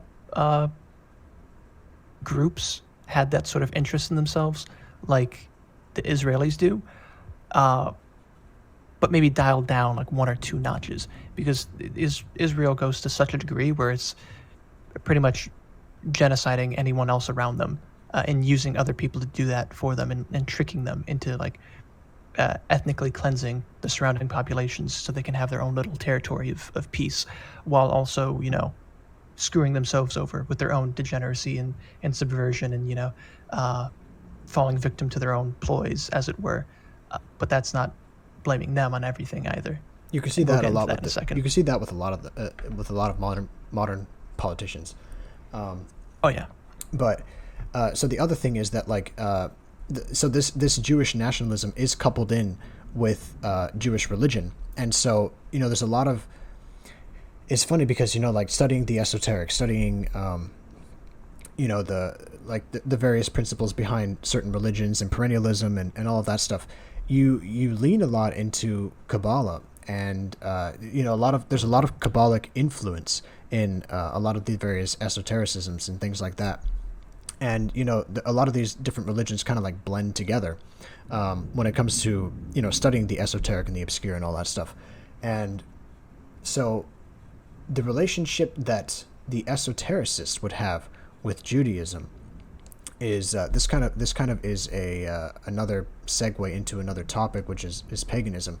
The relationship that the true esotericist would have with Judaism isn't or should not be obscured by a political opposition to Zionism, because what we're looking at are two different things. And the problem, I think, with coupling in Zionism with Judaism is that you get Zionism is in the here and now. It's a movement for the times. It's saying that Israel should exist as it is now. It's kind of marrying yourself or coupling yourself in with this this physical entity. This with a given set of borders and a given set of people in a given time period. And so marrying this hyper-focused, hyper-specified political entity to the greater ideology of Judaism is actually hurting it because it's turning people away from it. You know what I mean? It's saying that, okay, actually, if this is, I apologize, but if this is what Judaism has to offer, but it comes with this caveat of you have to support Israel, well, then I don't want to look into it. I don't want to look into this whole idea of whatever the religion has to offer, because of this political trifle with Zionism. You know what I mean? Yes, and there's a deeper history to that. And you can look into this from people like Brother Nathaniel, who is ethnically and previously religiously a Jew, but he converted to Eastern Orthodox Christianity. And you can find him on BitChute or other places. He's banned from most other sites because of, how sternly he talks about his time being Jewish and seeing the things in the community that he saw and how subversive they are in many respects. But also from a more historical standpoint, you can just read up on this yourself on people like Sabbatai Zevi, he's a Turkish Jewish philosopher from the 17th century, and he I wouldn't say started the Kabbalah, but popularized many of those ideas with the occult and sex magic in Judaism, and that's what's kind of led modern Judaism down this road that we see it on now, and why there's so many different denominations of Judaism that have existed in other parts of the world that are so diametrically opposed and behave almost completely differently from the Zionistic Jew, which you'll find in most respects are often atheistic Jews and see themselves more through their ethnicity and even brand themselves from the history of the Holocaust over the religion. There was a oh goodness, what was it? A study? No, it was a some sort of poll from one of the big polling agencies in the U.S. that was asking what defines people's Jewish identity, and it was something like 73% of participants said that the Holocaust was the biggest defining aspect of what made them Jewish, or how they saw their own Jewish identity. And that, thinking about it, that's completely antithetical to how Judaism was meant to be. It's a religious thing first and foremost, and then an ethnic thing later. And then, the Holocaust had nothing to do with either in the grand scheme of it, because there was so many other people persecuted in that period of history. But you have all these different aspects of things turning the Jewish populations across the West and in Israel itself into atheists and degenerates and falling victims to their own subversion, as many, neo-types might say. Many of these more reactionary types would say, because cities like Tel Aviv are rated as the gayest city in the world now. And that's kind of like friendly fire, wouldn't you say? But it's just a process of the mentality that, they're not in full control of everything. They're in large part the managerial class for sure, and Jews overall as a group aren't blameless, but they are not the end-all be-all of the ills that we see in the world. They're still victims of it themselves, and part of that is their detachment from their spiritual history. Yeah, I'd say it's a good summary of the issue. I was going to bring that up as well. You have this idea that that the Jewish identity is fully it's an ethnic thing. It's an ethno-religion, and that's the difference between it and Christianity and it and Islam. But yeah, that's another thing, is that like most, a lot of one of the results of Zionism is that decoupling of the religion with its metaphysical element to it, or the identity, I guess, with its metaphysical element or its religious element. And yeah, it's an ethno religion, which necessarily means that there are two aspects to it. There's that physical element to it, and then there's that metaphysical element to it, that adherence to the religious principles, which, if you look into the religion, it's it's got its own path to it, but it's very similar to the other Abrahamic religions overall. You can go into like one specific denomination of Judaism in the same way that you can with Islam and with Christianity, but generally as a whole, the system is more or less the same. But the system in Israel and with secular racial Jews, like people of Jewish descent who are secular or even atheist in countries, especially in the West, but even in Israel as well, there is no adherence to the principle or to the dogma of Judaism. What's funny is that you'll get this adherence to the dogma of Zionism more than you will get an adherence to the dogma of Judaism when it comes to Zionism, when Zionism is in the question. And that's, again, not to say that you say stuff like this and people will point a blanket finger at you for saying that all Jews are this way, or this is what Judaism is in the modern world. No, it's a problem that everyone faces, and that's, again, not to say that there aren't like super uber traditionalist Jews, but they aren't concerning themselves with this political battle of Zionism, and some are even outright opposing it. Whereas the ones who you see the loudest mouths are, which are usually the most detached from that Judaic history, or the rituals or the practices that define Judaism or the Jewish religion, you'll find that those individuals are more concerned with Zionism than the ones who do adhere to those principles or to those traditions. So it's a loyalty, again, going in with the theme of the episode, it's a loyalty to a dogma that obscures the overall broad picture that is necessary to examine, if that makes sense.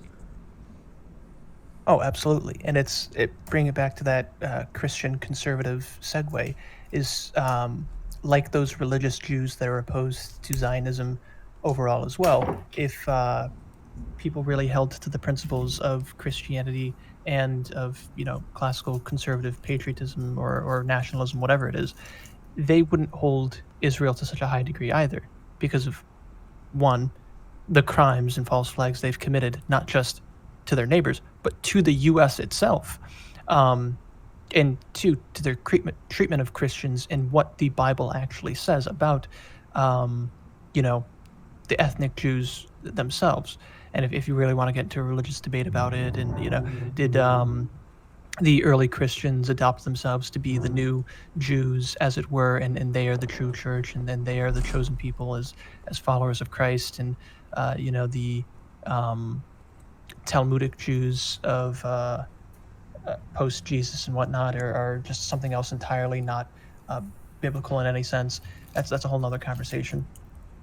Yeah. But even still, there is no argument from a Christian or a U.S. conservative point of view, or any other nation for that matter, to hold Israel or protect Israel to such a like crazed degree. I mean, Jews themselves, yeah, it makes sense. They definitely go too far. We have our criticisms, but it makes sense. It's reasonable for them to think, because they are their own group. They look out for themselves. Understandable. Are they a little, too dogmatic about those things? Absolutely. But it makes no sense for those outside groups, like Vincent was just saying, to be equally as dogmatic, if not more, in being so pro Zionist for whatever reason, whatever the argument or borderline brainwashing is on the issue. It's this adherence to this philosophy that cannot be questioned, this politicalization that cannot be challenged in any way. Otherwise, you're deplatformed and labeled and blacklisted and everything else. Not because, the Jews run everything, but for multiple different for going against the grain. Really, it's the same way that you'd be deplatformed for going against anything that is progressive, the LGBT or mainstream. Or yeah, exactly, like the LGBT or just pick any hot topic of the day. It's the same thing. Yeah. And sorry for interrupting you, but it is because like I was saying, it's a highly politicized issue. And for good reason. They're able to, manipulate the playing field with this, and it's a way for Israeli interests to get more money, to silence any opposition to it by labeling anyone an anti-Semite. And then we don't want to be anti-Semites because anti-Semitism is bad, and therefore, if we say anything about it, we'll be anti-Semites. So we'll just keep quiet. It's that same thing. We don't want to go against the grain and be an advocate for let's say a traditional society in terms of sexuality, or in terms of marriage, or even when it comes to divorce, because you don't want to have that you don't want to be labeled as anti-LGBT or anti this, anti that, anti-women's rights, or whatever it might be. So you keep quiet about that issue as well. It's coupled in with those issues, and it's not coupled in with the religious issues. But people so dogmatically adhere to this Zionistic issue in the same way that they do these other hot topic issues that that's what causes the problem, I think. Anyways, keep going. Sorry. I actually forgot exactly what I was going to say in the moment, but no, you hit the nail on the head. And I think it's not wise to keep beating this dead horse. Yeah. I'm with you. We've driven the point home. This adherence to form, though, this marrying yourself to ideologies without really understanding it, still extends beyond these contemporary political spheres and gets into those more new agey or historical types of ideologies, these more Zoomer oriented types of fringes that people autistically hyperspecify over, like Vincent just brought up about paganism, which is kind of related to those Kabbalah type aspects of Judaism, which gets into the this neo-pagan.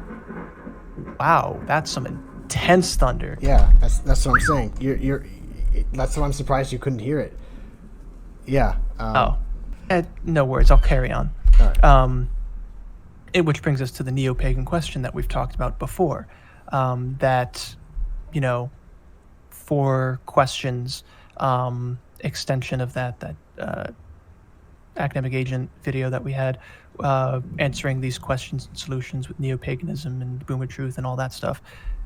The neo-pagan question is something that is an adherence to form that people aren't really understanding, and that people get so worked up over that it just damages things moving forward anyways. Because reading people like Bronze Age Pervert, or interacting with people online that call themselves neo-pagans, and so on and so forth, some of them have really good ideas. Many of them are reacting, sometimes blindly, to the state of modernity. And that's not good, because there's no higher principle guiding them. But then they find things like, paganism, and doing what the Jews do, putting their ethnic origins over the religious things, and forcing that religiosity onto their contemporary reactions to modernity, and trying to make some amalgamation of the issue to force it as a solution, and it not being what they think it is. And this is one of those adherence to or marryings to a idea that isn't working out, and only hurting the, I guess, conservative, reactionary, traditionalist movement overall, because there is that misunderstanding there on a fundamental level. Yeah, and so when you think of neo-pagans, you get two you kind of get two fundamentally different ideas. One is like the Wicca spiritualist idea of basically modern semantics, anti-traditional semantics, coupled in with various occult symbols and things like that. And then on the other hand, you get this idea of the almost like the white nationalist pagan, the esoteric white nationalist, and it's these two diametrically opposed groups of pagans. You can't. And then there's also like that third idea of like you get the Hindus and like the actual pagans in currently in current still relevant traditions, I guess you could say. Yeah. So, I'd differentiate Hindus entirely, and those other living religions, because they're living religions, and they have a clear spiritual path. They have a clear tradition. They have a clear understanding of the world fundamentally that, isn't opposed or in conflict with, say, Christian values or some sort, because many of those same principles, many of those same stories, many of those same images, like the apocalypse being seen from the um, presence of a white horse in part of the Hindu religion. I think it's somewhere in the Bhagavad Gita that it's a white horse is like the harbinger of the end times, and you have that same imagery with the four horsemen of the apocalypse, and death is the leading horseman, and he rides upon a pale horse. Striking imagery that both correlate to each other, and it seems like they're pointing in the same direction. But that's a whole aside. But yeah, the reason I bring it up, the differentiating elements of neo-paganism is because on the one hand, it's a loyalty to dogma, but what's funny about it is it's not the loyalty to pagan dogma in either form. On the one hand, you have like I said, the modernist neo-spiritualist type who is almost a progressive, coded with occult aesthetics, and on the other hand, you get these like I said, these white nationalist types who are still seeking some type of spiritual ascendance or some type of spiritual actualization, but again are coded with Nazi-esque occult symbols. You know what I mean? So it's two fundamentally different groups when it comes to semantics, but you're getting the same results. And so on the one hand, you have a loyalty to a political dogma, a loyalty to these anti-traditional semantics being interchangeability, egalitarianism, materialism, even things like that. And it's the loyalty to this political dogma of individuality and self-expression, and on the other hand, you get this loyalty to another type of political dogma, which is that white nationalist type, this heritage, history, all of that stuff. And even while all of these, this heritage, the history, the tradition, all that stuff might be good, the way in which they're expressing it is outwardly reactionary to the conditions in which they're being put, and it expresses itself as a negative type. Both of these things express themselves as a negative type of as a negative manifestation of any principle whatsoever, but it also expresses itself in such a undesirable form that nothing of substance is ever drawn to it. And so you get this very obscure set of beliefs that don't correspond to any pagan religion or any historic pagan tradition. What you get is, again, this niche, hyper-focused, almost like echo chambery type of dogma that is then regurgitated again and again and again in either sphere. When it comes to things it's go ahead. It's the new atheists in Viking hats aesthetic that the distributors pointed out. And if I may, I have I think a pretty good summary of the entire issue. Sure. Like you said, it's these two schools of thought regarding these paganistic beliefs. There's the feminine and the masculine aspect about it, and I think that's what you've hit on.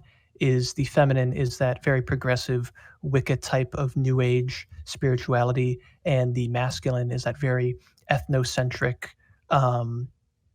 traditionalist, New Atheism in a Viking hat type of mentality, where they are both vying for a spirituality that is completely lost on them, and their fundamental mistrust of Christianity, because one sees it as oppressive and the other sees it as cucked.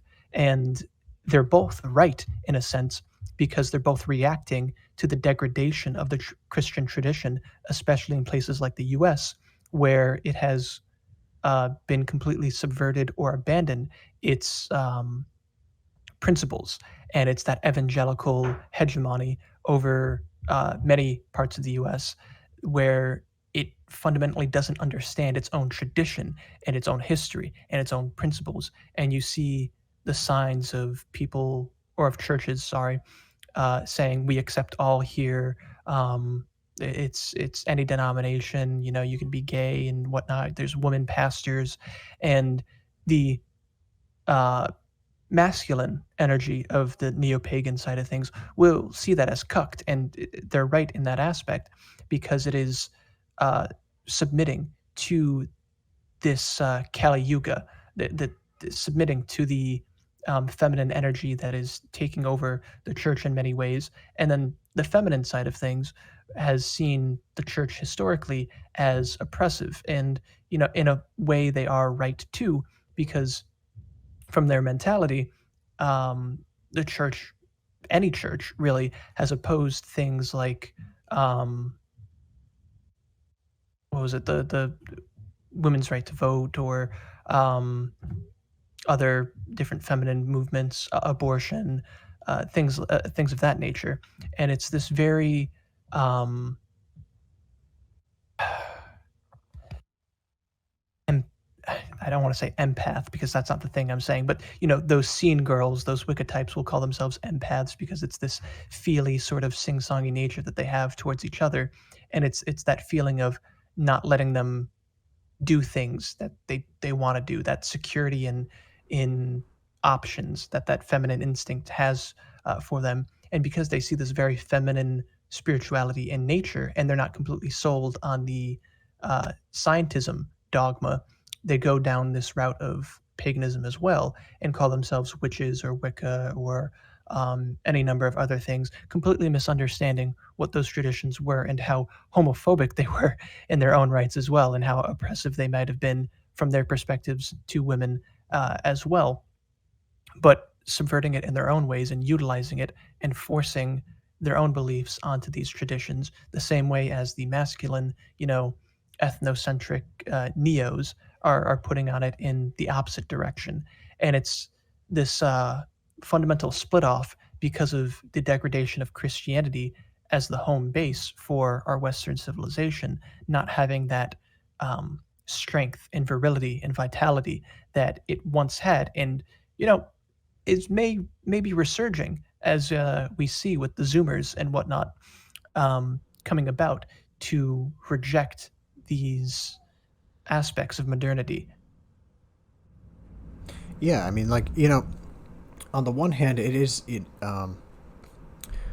you know, like you said, on the one hand, it is this this loyalty to form and this opposition to Christianity, but on the other hand, it almost is itself a manifestation of the principle of loyalty to dogma, but uh, it's kind of a hollow dogma, a dogma of historic impression that people want to revert back to, or something like that, or people want to recreate. No, it's it's the dogma of their political ideology first, but them having that spiritual craving, that Yeah, desire to have some sort of religiosity in their lives, and they find some sort of um, you know, tradition of the past that they are then forcing their beliefs into so that they can have their religious aesthetic and not feel as empty. It's not so much as their what you were saying with the finding the religion first. It's their political ideology is what they're dogmatic about, and then seeking some auxiliary thing to feel whole. well, no, what I'm saying is that it seems to be that you know, it takes the aesthetic of the historic whatever time period it is that these pagan religions existed in, or even if they existed at all, as in the case with Wicca. You know, it takes inspiration from, you know, the Celtic religion, the Norse religion, the you know, what have you. So on the one hand, it is this loyalty to a political dogma that takes that, you know, legitimated by this appeal to higher spirituality, but then all it really manifests as is some type of composite entity with multiple sources. You know, it's sourced in a political dogma, it's sourced in various you know, rituals that may or may not have existed, obscure histories, It's almost like people are creating their own individual pseudo-religion when it comes to each of these pagan interpretations, because you can ask one pagan one thing about how they feel on one thing, and ask another pagan of that same type of tradition, whether it be like Wicca or neo-heathen or a Satru or whatever it may be,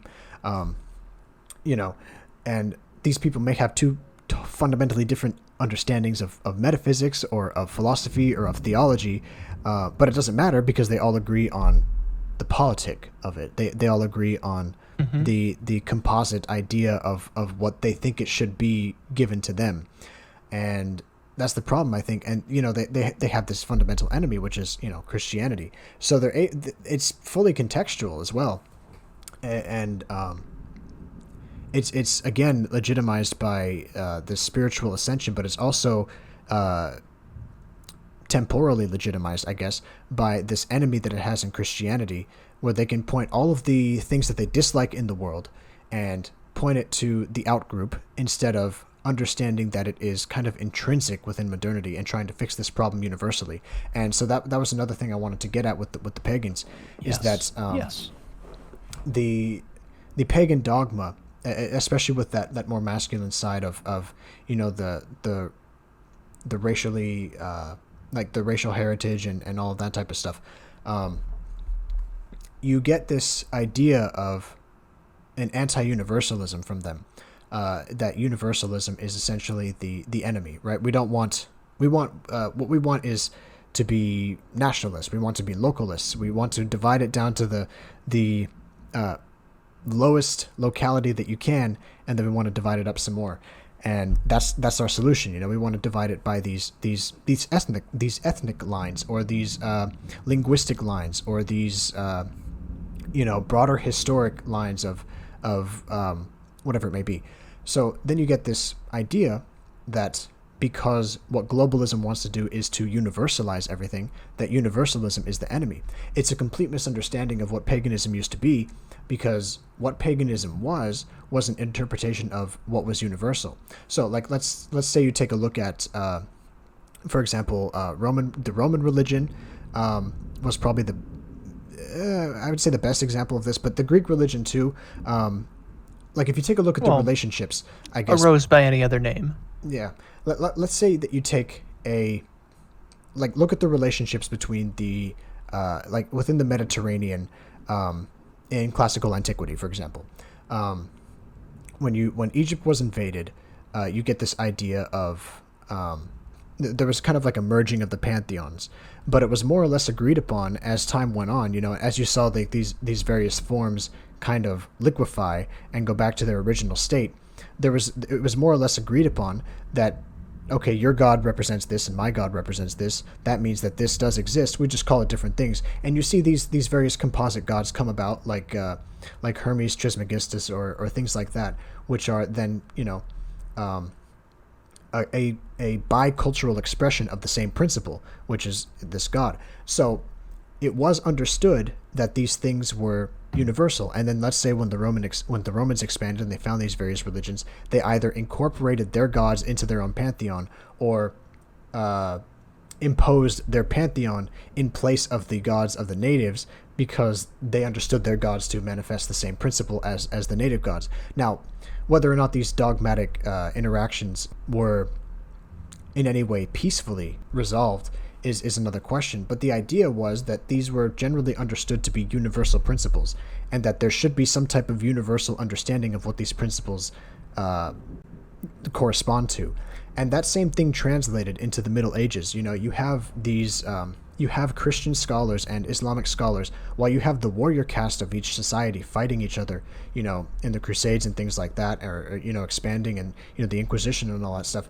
You have the priestly caste, or at least the scholars of the various religions themselves, trying to understand nature and trying to understand reality. They more or less agree that there is a universal order, that we can agree on what we call God, but the physical historiography, or the temporal historiography that we subscribe to, is different in each of our religions. But the fundamental nature of reality we can agree upon. That is universal. And the authority that we call God, and the source of reality that we call God, that is what is universal. And so you look at, across all the pagan religions that had this idea in classical antiquity, the kind of agreed upon consensus that was there in the medieval ages. And I'm not saying that it was, entirely pristine, or that there was, all happy-go-lucky, we agree on this and that, but it was just generally understood by the intellects of the time that this was the case. And then you contrast that with the modern pagan interpretation of universality as being something that is inherently a net negative. The reason for this is because the modern pagans have this political dogma that universalism is bad because they oppose political globalism. So all of that stuff that I previously talked about, understanding reality, understanding philosophy, understanding the source of all reality as God, or what a spiritual authority means, or how, or basically the archetypal, understanding what is archetypal, and then how to manifest that in your own life or in your own culture, adapted to your own time and place. All of that goes out the window because you're not looking at that. The pagans aren't looking at that. They're looking at this political, this political strife that we are in now, and it muddies the whole picture. You know what I mean? Yeah, and to reinforce everything you've been saying too, it's that same history that goes through from the Roman tradition and their pagan enforcement of religiosity into the Christian one. And, no matter what religion it is, if it's involved in some sort of empire, iconoclasm is going to be involved. The same thing happened with Islam. The same thing happens with Hindu. The same thing even happened with Buddhism and Christianity and whatnot else, where you'll have, these much stronger forces coming into smaller tribes that have their own belief systems that are still being represented in these relative religions relegated to this area of the world, whether it be Norse or Celtic or Zoroastrian or something else like that, in these very specific places, and then kind of steamrolled by Christianity or Islam or Hinduism or so on and so forth. And you'll have, at the beginning, a destruction of those initial shrines or of holy sites and whatnot, and that's a kind of beating of the population into submission, but that's not necessarily rejecting the principles outright. And the neo-pagans, especially on the masculine side, will look at things like that and point at Christianity as the ultimate evil and call it a Judaic subversion of true Western spirituality because of that iconoclasm that did exist in the transitional period from Roman paganism into Roman Catholicism, and then on into the Middle Ages and so forth, when conflicts arose in the Western expansion of Christianity. The thing is, though, that happened everywhere, and after a certain point, Christianity had enough hegemony that it didn't need the iconoclasm anymore, and so it started preserving these historical sites and preserving these pagan architectures and whatnot, and those wouldn't exist without the effort put in to understand and preserve these structures and these traditions and these stories that had taken place. And it was Christian scholars that had things like the prose Edda. Yeah, and, I was just going to say that. The Poetic Edda. Knights of the Round Table and King Arthur, because to be honest, those were also a pre-Christian mythology of the United Kingdom, and so on and so forth. But they were incorporated and preserved through the Christian scholarship. And the same thing happened with the Greek myths and the classics, as it were, then too. And it's this reinforcement they gave because they saw the universal principles that were still at play in all of these works, in all of these traditions. And that's what perennialism gets at. It's not necessarily saying that one is better than the other. I mean, Vincent and I have said many times already that we have our opinions on what is the one and true, but that's not saying that all these other things aren't illegitimate or don't cover things that Christianity might not. And that's the whole point of getting this mindset of neo-paganism out of the way, because it's more or less a distraction. And reading things like Bronze Age mindset, you can see this very much in this hypermasculine aspect of things, where it's losing the forest for the trees, if you will. Yeah, and it's it's funny because go ahead. I had one last thing to say. Sure. And that last point that you said before I started talking was it was very much the case of these historic aspects being reinforced and misinterpreted. And what I wanted to say specifically with Bronze Age mindset is that he does bring up a good point, that what if, history as we know it is complete fabrication? Anything before the Middle Ages is just a rewriting of history, because as you were alluding to, history is a continuous string of events. There is no peachy sunshine and rainbows point of history. They each had their own contemporary political issues, their own strifes, their own struggles, their own Machiavellianism that they were playing out, rewritings of history, even in their time as they knew it contemporarily. And that kept going on as the age has gone down. So the only thing that we can really see through this perennialist lens is the myths that were preserved, probably giving us the most truth into the past of what actually things were like, ironically enough, them being myths. But the scholarship of history that we see is probably less accurate because of those constant rewritings or revisions or politically charged revisions that we've had to history, even from pagan perspectives of other tribes over the other, or even from battling sects of Christianity or so on and so forth. And you get this hyper reality built onto it all now from neo-pagans that have this completely altered sense of a history that may not be true at all, because it's a fabrication of historians, not by any intent, but just by what they have to go off of in scholarship.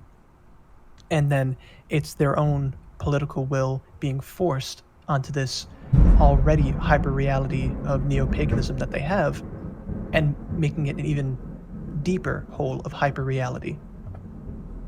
I apologize once again for the thunder. It's pretty loud.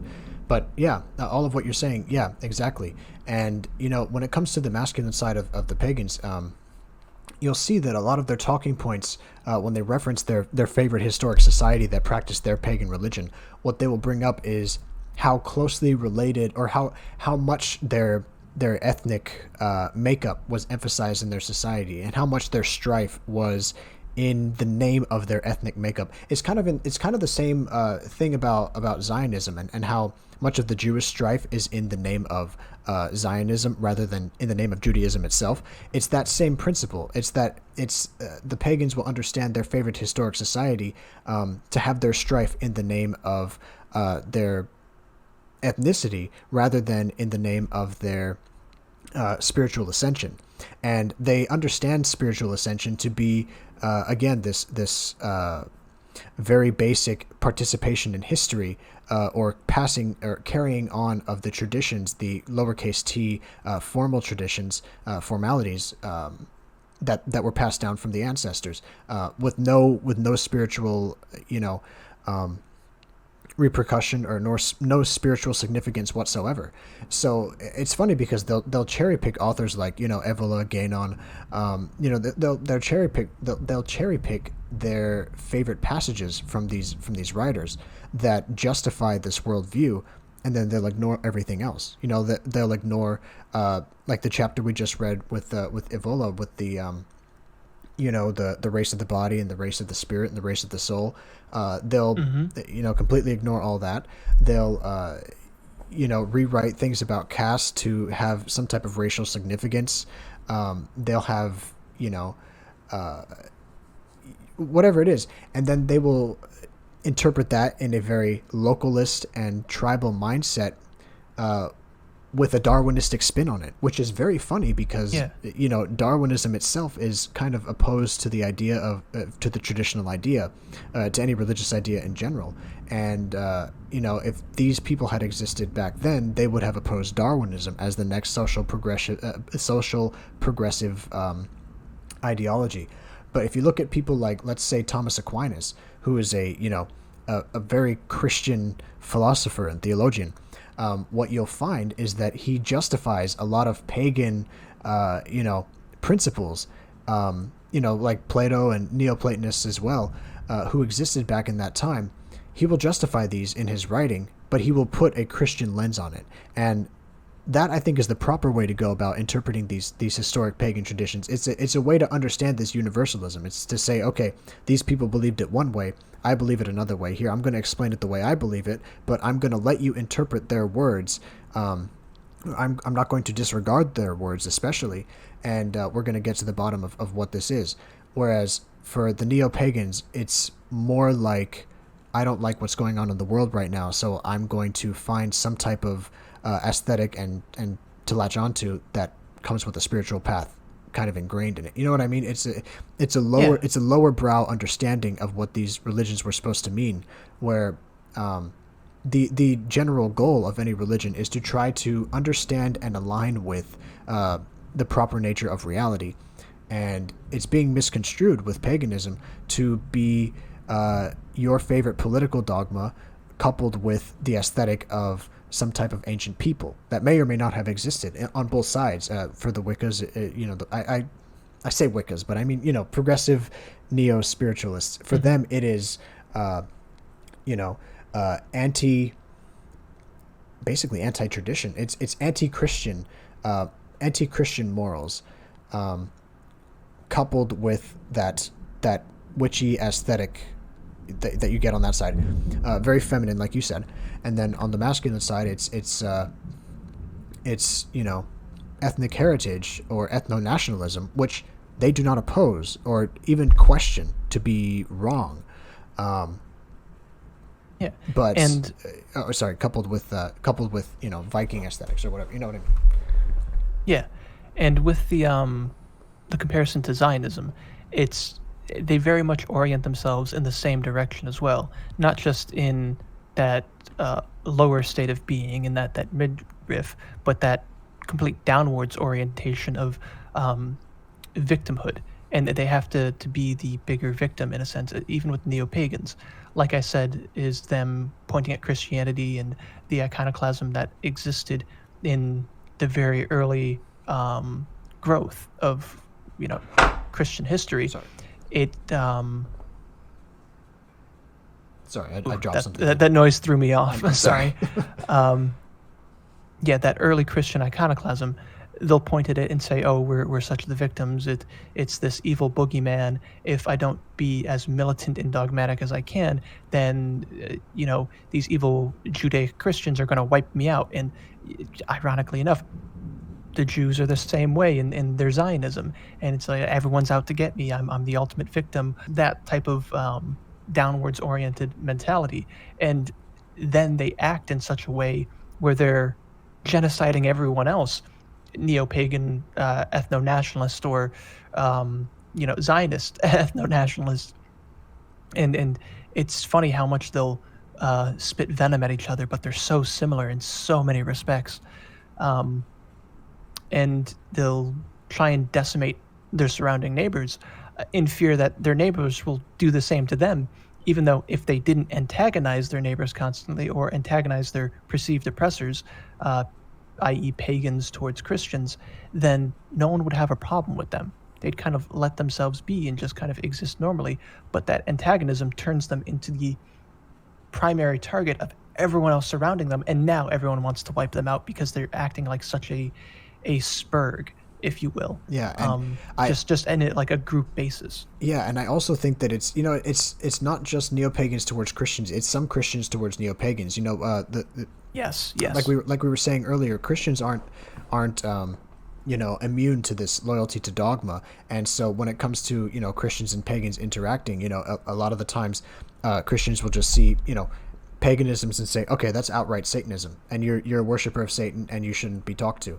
And the reality is, it's like the pagans want to understand reality, like the true holistic pagans want to understand reality in the same way that we do. We can come to a consensus and put aside the forms for now and say, okay, let's hash out these semantics. And perennialism kind of does that, and we kind of try to discover that with what we call praxism as well, in finding that higher nature to reality and identifying that before the dogma, prior to any formalism. It's some type of antecedent, that started this whole thing, and then we can add our forms to it and teach it teach it symbolically to our children that way.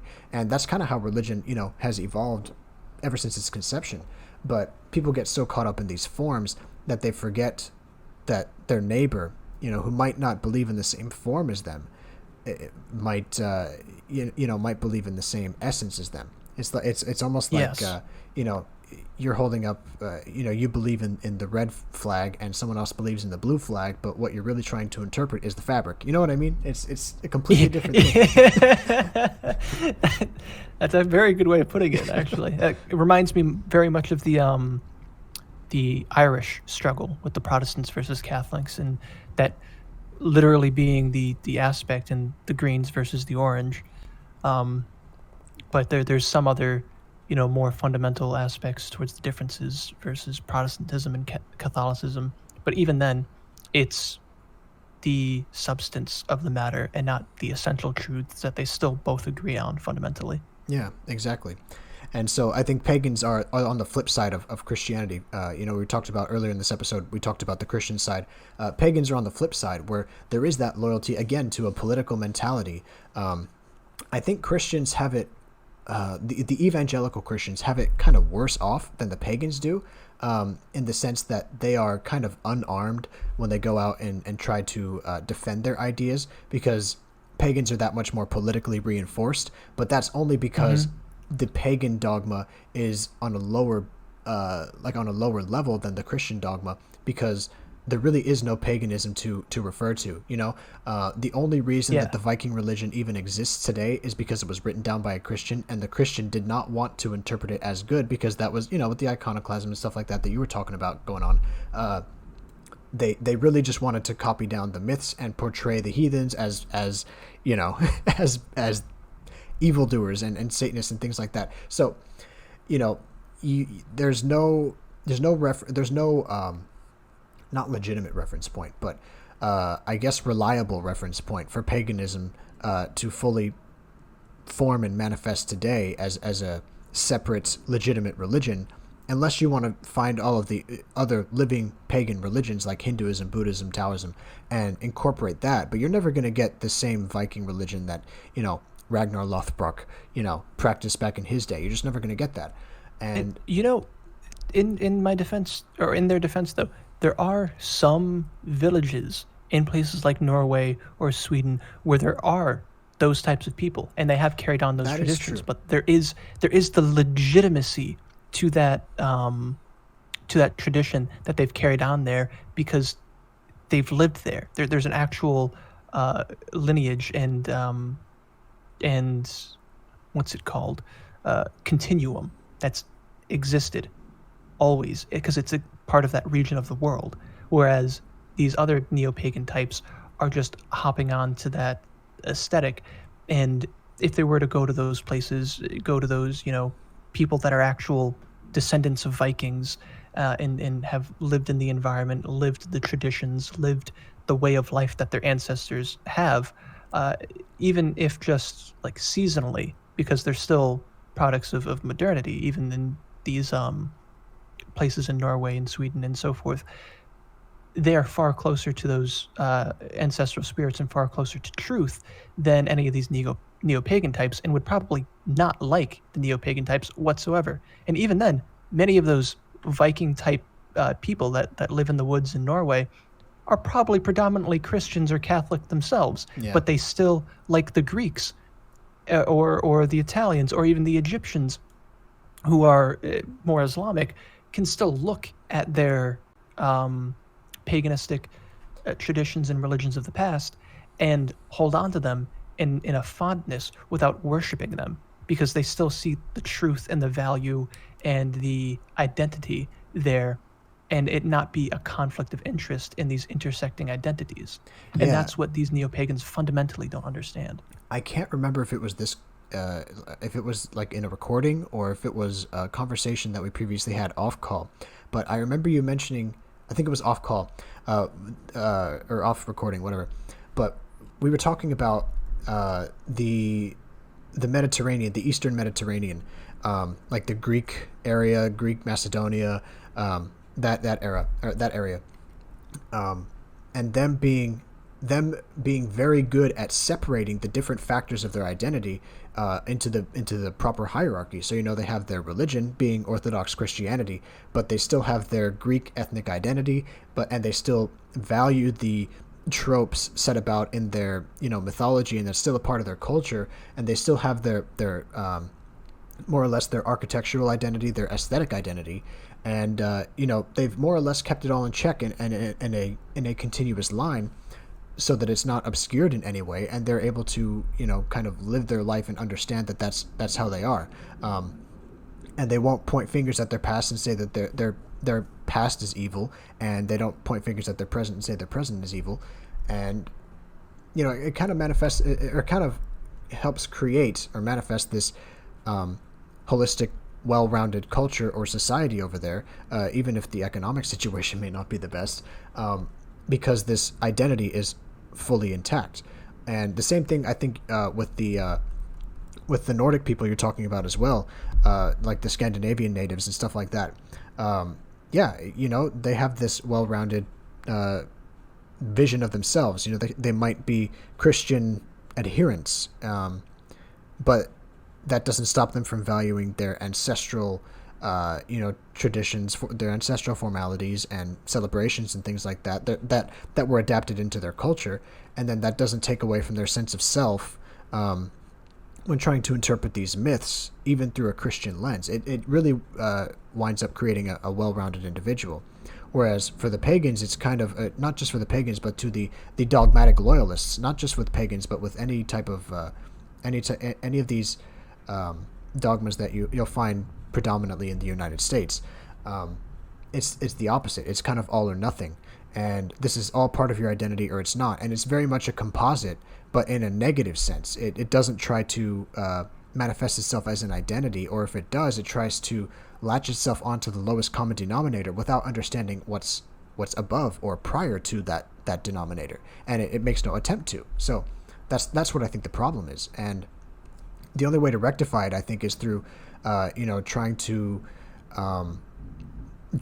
bridge that gap between not even trying to bridge that gap, but I guess trying to help the pagans, help the dogmatic loyalists understand the essence behind the form to which they are loyal. Whether it be paganism, we have to kind of draw the line and interpret paganism to them, almost like an educational type of thing, because that's the only way that they're going to learn and say, like, they're going to take up the initiative and learn for themselves, I think. And there are people who have done that. We've put together a whole group of people who are interested in this type of higher knowledge, and each person that we find, I'll talk to someone, one-on-one, and they'll say something like, oh, well, I didn't know that paganism was like such and such, or I didn't know that you believed in such and such, and I didn't draw the connection between your Christianity and this this pagan philosophy or something like that. Like just a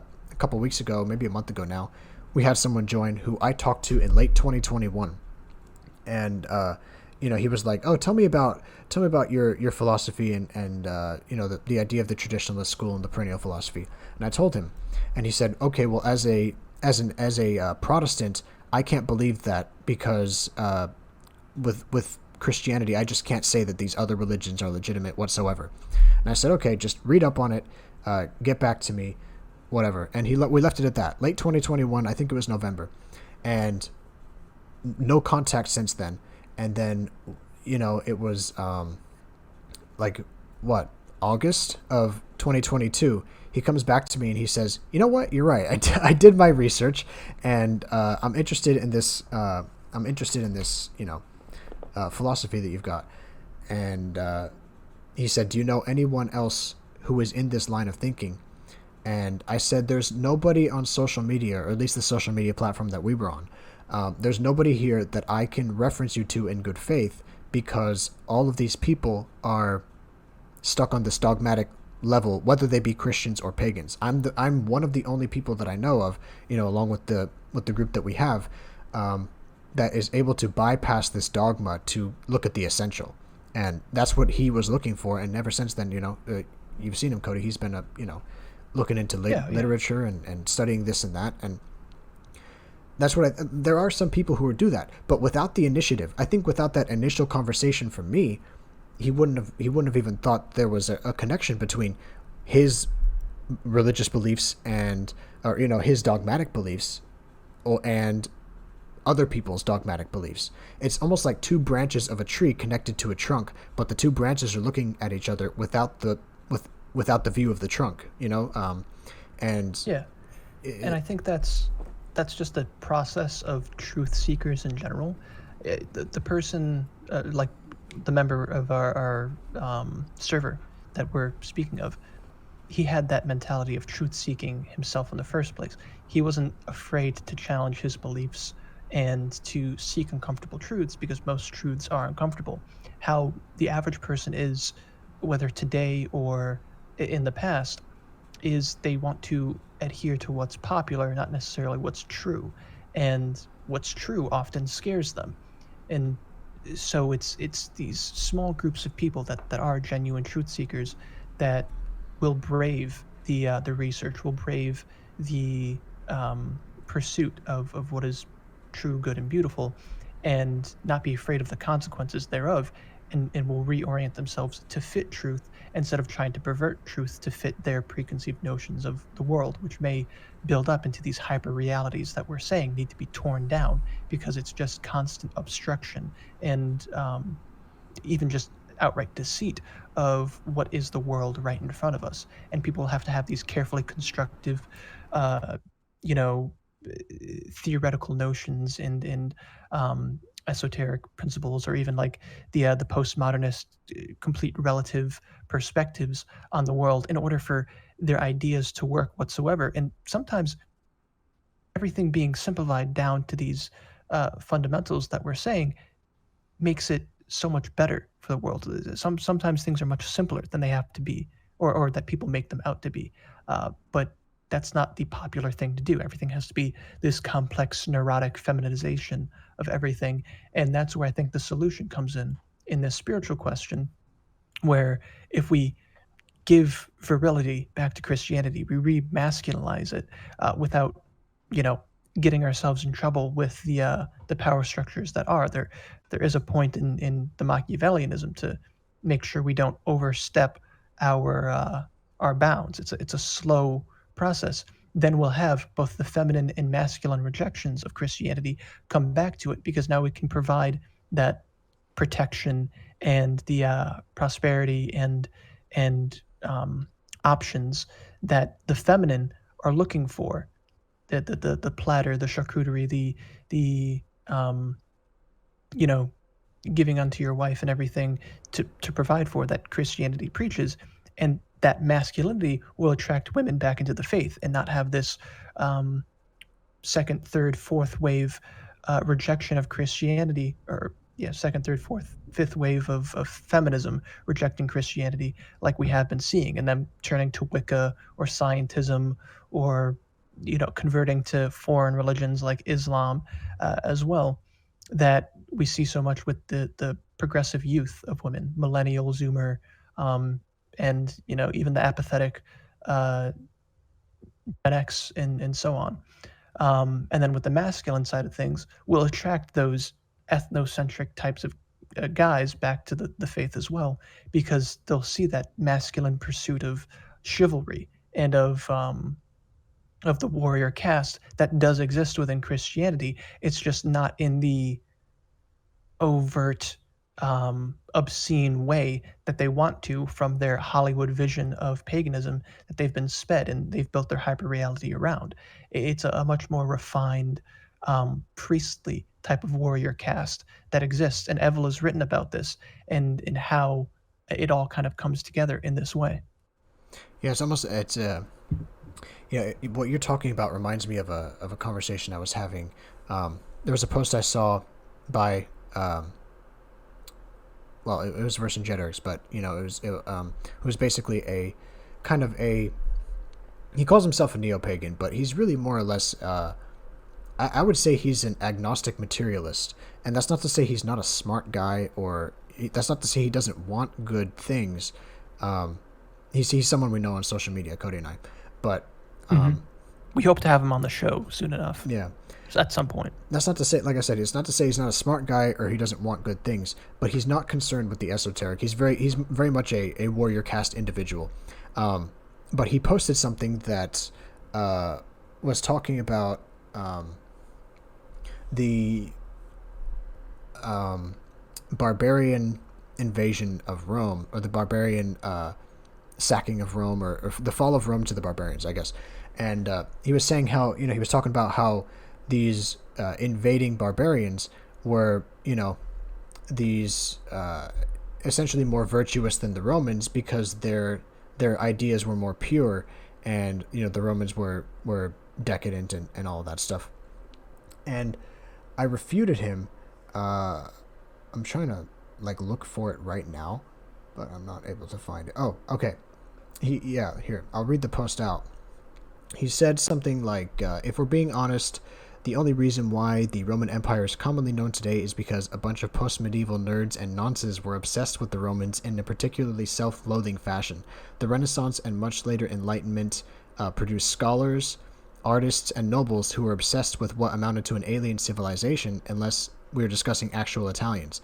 They imagined their more recent ancestors who rebuilt civilizations from an apocalypse as backward savages that hindered humanity's return to the glorious heights of the Roman civilization. The glories of an empire that looked down on soldiering as a profession and considered the sexual abuse of boys as a normal part of mentoring them. The Roman Empire won many glories, but the Roman Empire tolerated many of the things tolerated in our time, things the barbarians didn't tolerate. And so the argument was that the barbarians invading were more righteous than the Romans. And I commented, my comment said, I'm not denying Arabia may be better now, but to make that comparison is unfair to the West, because the West is in decline, and so of course it would be inferior. Same thing with Rome, it was in decline. So to say that it was qualitatively worse is ignorant of high Roman society, and the comparison can't be made. And, I said, I'm not denying that Arabia may be better now, but, like I said, saying that Rome wasn't quite magnificent at its height, and that the barbarians were superior because the Romans tolerated things in their decline, is like saying that the West in our history is inferior to Arabia because our society tolerates things now that Arabia does not. So in a sense, it was kind of like, it's kind of this idea of a civilization having a certain value to it, the Roman civilization having a certain value to it that was lost over time, and then he made the claim that the barbarians were better people, and so therefore he justifies the barbarian way of life over the Roman way of life, which is kind of a tribalistic, dogmatic way of looking at history, which I think when you look at it, you should look at what high Roman society valued as chivalrous and pious, and if you look at all of the revisions made in history to try to depict the Romans as antithetical to every Western trope possible, including both Christian and liberal ones. There's constant revisions and contradictions in how Rome is depicted in history in the first place. But then also, if you look at high Roman society, the values, the universal essence of what we're talking about when we talk about religiosity and things like that, they're all present in the same way that they're present with the barbarians. But like I said, he has this loyalty to the barbarians because he himself is pagan, and so attaches himself to that culture in history. Does that make sense? It's a long-winded explanation, but that's the point. And I agree with you, and I agree with him at the same time too, because I'd have to say that qualitatively, the barbarians were better than Rome in Rome's decline. But as you're saying, you can't say they were better at Rome's height either. The barbarians exist everywhere at all times throughout the world, but they change faces too. They're almost like an antibody to the decline of civilizations, and then they start this apocalypse and build things to anew, and then you have those, nerds and nonces in high medieval and Renaissance society that obsessed over the heights of Rome and tried recreating them and paying homages to them in the revival of the classics. Like we were saying, is those Christian scholars reviving these works and being able to preserve them through the ages so that we can read them and appreciate them now too, and the truths they saw. But also that comes with seeing the decline of that civilization and looking at the parallels of today's society as well. And there are good things going on in the Islamic world that they're doing to resist the march of modernity, but it will eventually get to them too. They will become modern, and we will become a traditional society, and the hands will change, and who becomes the barbarian and who becomes the civilized.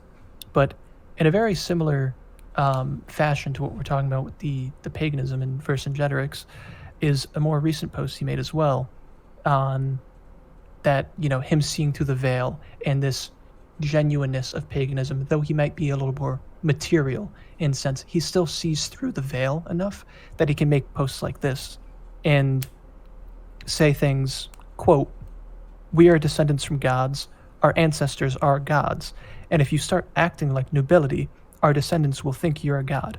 If I build castles, ring the valley with fortresses, turn the desert green, bring herds of draft horses and bison to work the land and sustain my people, then the man who says millennia hence that I didn't create the world from giants' bones is a liar."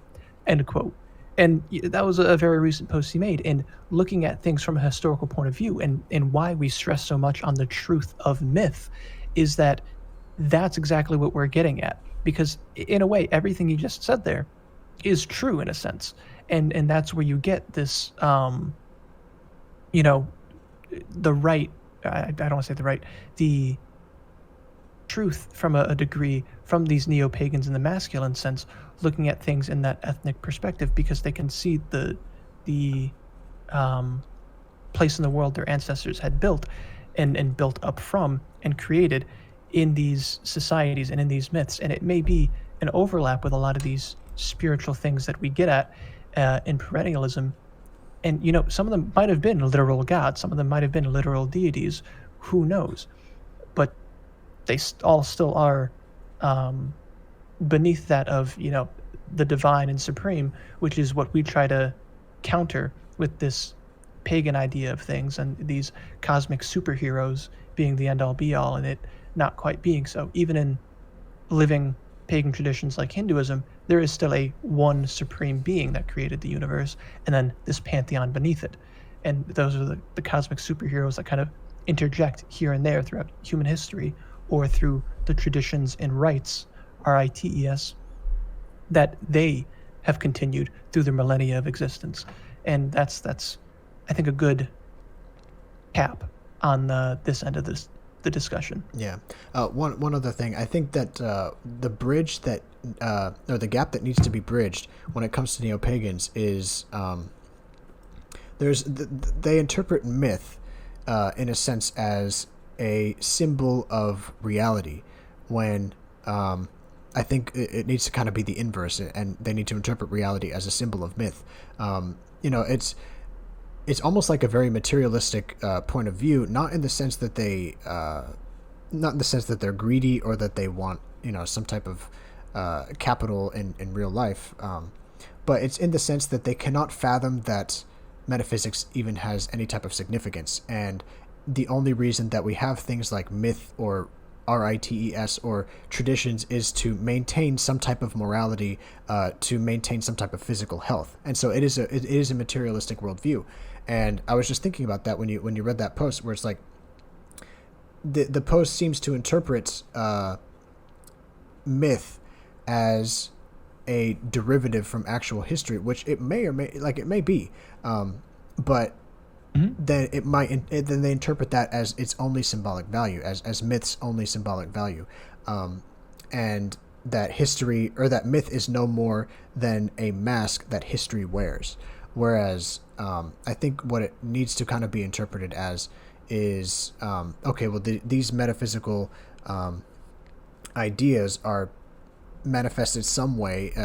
They have some type of significance, and we need to adhere to these type of rites and rituals and things like that to not appease the gods, but that's the way they say it. It's, I guess, maintain certain continuities, and that's the significance there. It's not because any type. It's almost like there's a like it's an anarchistic worldview almost, in that the world is and reality is inherently anarchistic or anarchic, I guess you could say, because it has no inherent hierarchy to it or inherent principles to it. Whereas that's the gap that needs to be bridged right there. Is that it is evident from that post that his worldview is aligned more so with that than what it needs to be, which is necessarily that there is an order to reality, and that these myths of gods and such are significant of something higher, not of something that reflects back down onto the lower. Does that make sense? Absolutely. Yeah. And for the sake of brevity, though I know this episode will be anything but, we wanted to get into topics like communism, capitalism, monarchism, those types of political extremes that Zoomers have been bouncing around the political spectrum for, because we don't have really any place of any anchor point, any centrality to kind of orient ourselves around. That's why we were having this discussion in the first place, is that adherence to dogma, but then, bouncing around like a pinball to some other dogmatic extreme that people take over seriously and then move on to the next. So we could get into that if you want, but this episode will be very much longer. I was thinking that myself. We're already at like 3 hours or something like that. Yeah. Or, everyone can kind of get the implication of what we would say to those ideologies themselves as well. Yeah. In what we've said to everything else. I guess capitalism, communism, they both have their pros and cons. I'd say socialism has its pros and cons. Communism is retarded overall, that I will say. But people react too heavily against socialism, and then, socialists will react too heavily against capitalists, and both of them will misunderstand each other, but both is just economics at the end of it. And then they'll, like we were talking about with the neo-pagans, inflect other ideology into these economic systems, and it has to be this hyper-specific way. Same with the monarchists, same with whatever else. And it's just a big catastrophe of ideology that people don't really understand, but they feel very, very passionately about. Yeah. I guess we could kind of like blanket discuss it in this fashion as well. All of those, all of these different ideologies, like, communism, capitalism, monarchism, socialism, not even just them, but like things like feudalism and the idea of loyalty to Rome or restoring the Roman Empire, irredentism. That's what I was looking for. Things like that. It's all of it can be lumped in with a loyalty to a hyper-specific system or a period in history, and both of those, like I said, the fundamental reference point of a dogma, or I guess the fundamental reference point of an individual, needs to be something abstract and essential that they can then apply to the world and use to maneuver the world. And temporal reality, our reality in which we exist now, is it's ever changing. The things are changing around us, and we need to learn how to maneuver the shifting tides and whatnot. And to limit yourself to one hyper specific set of restrictions is to limit yourself from all other possibilities and ways in which your essential values may manifest, if not in that way. And the problem that I found with in I would say like my late teens, when I was truly discovering ideology and religiosity and all of these things that were just kind of like thrown at me all at once through school and through my own studies and things like that with various philosophers. I was very into philosophy in my late teens. all of this stuff, the one thing that I noticed was that each person that I talked to in real life about this stuff was advocating for like one very specific interpretation of one very specific person's one very specific idea. Yeah. So think of it like, like it's very much like that scene from Good Will Hunting, and it's the conversation he had in the bar about economics, and he was schooling the guy that was going to Harvard, I believe, about his curriculum, and then he read all these other books ahead of him. And he's like, oh yeah, you're going to change your opinion once you read this guy, and then you'll have no actual understanding of the principles you're speaking of, you absolute fool. And then he goes and slaps the number of the girl they were both hitting on the window, and he's like, how you like them apples? I haven't seen the movie, but it sounds entertaining. Great movie, absolutely great movie. But yeah, it's kind of exactly that. Where like I said, when I was a late teen, I was I would talk to people in real life about things I was reading, and the things I was reading kind of made more sense than the people who I was talking to about them in real life.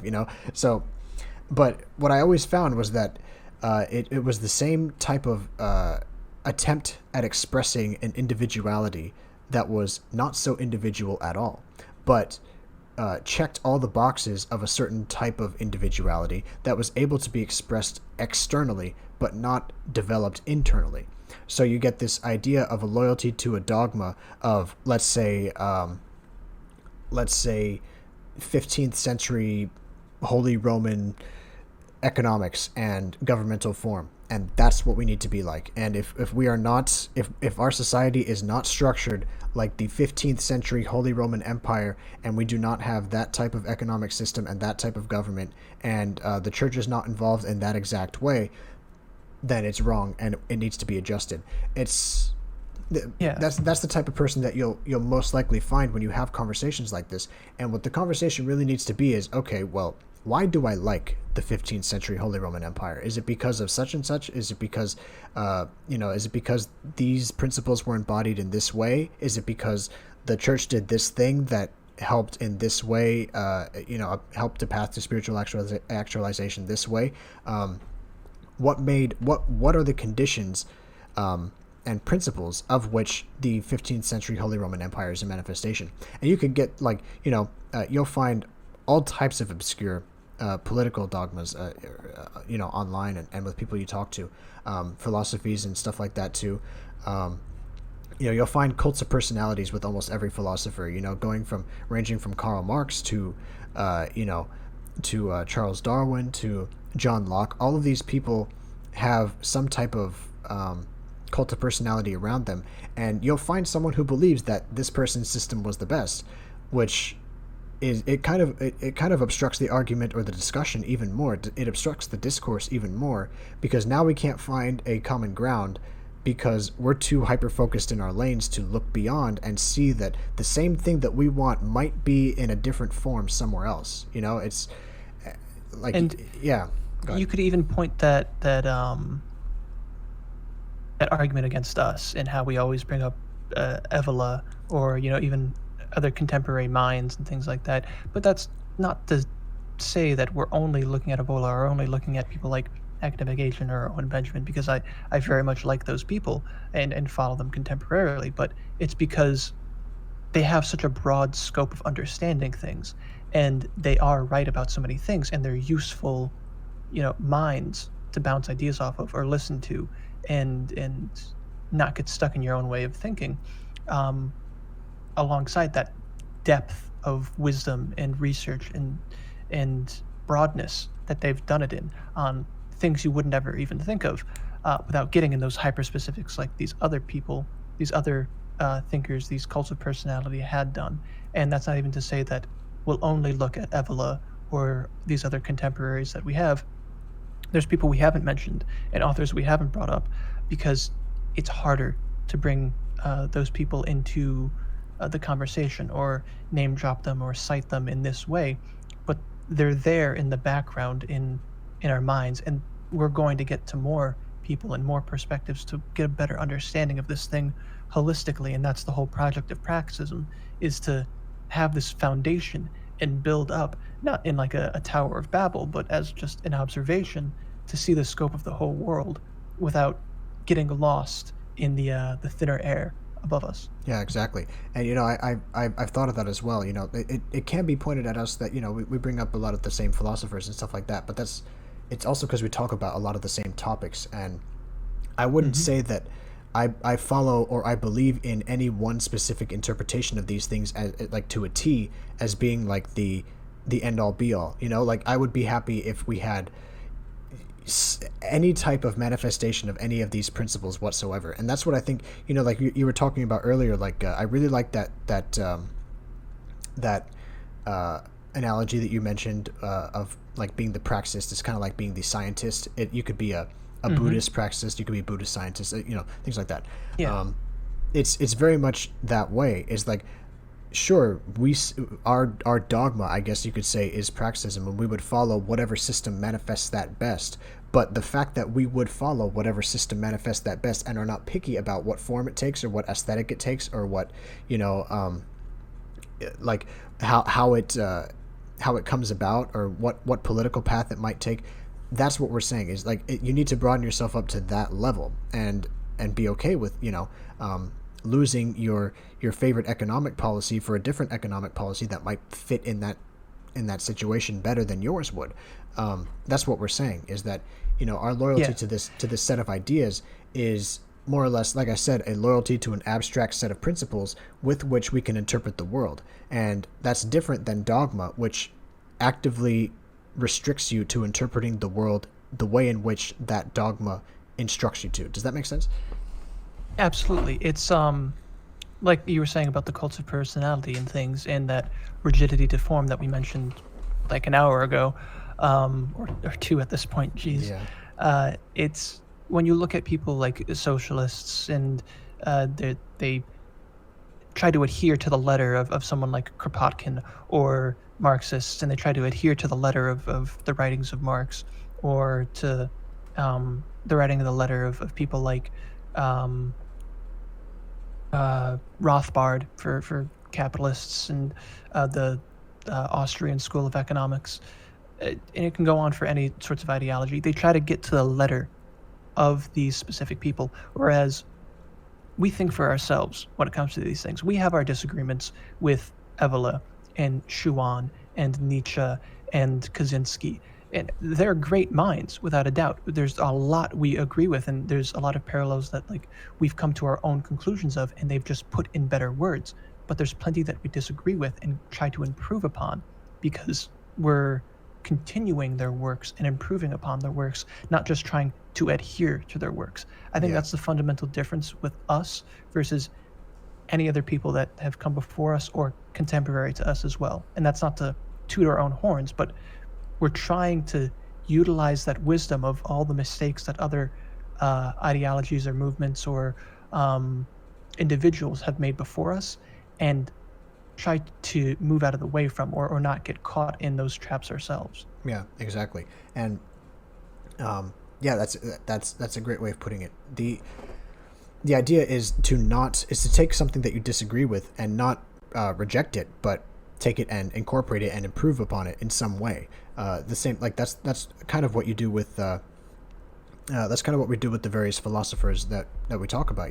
One major example is Ted Kaczynski. He's very good at identifying the problems that are wrong with the world, but his solutions are a little bit short-sighted. They kind of fall within the same range as the neo-pagans, maybe to a little bit lesser of a degree because he doesn't talk about spirituality, but it's that same type of reactionary understanding of the world, understanding the world through the antis rather than the pros, or the the cons rather than, or not the cons, but like the drawbacks rather than the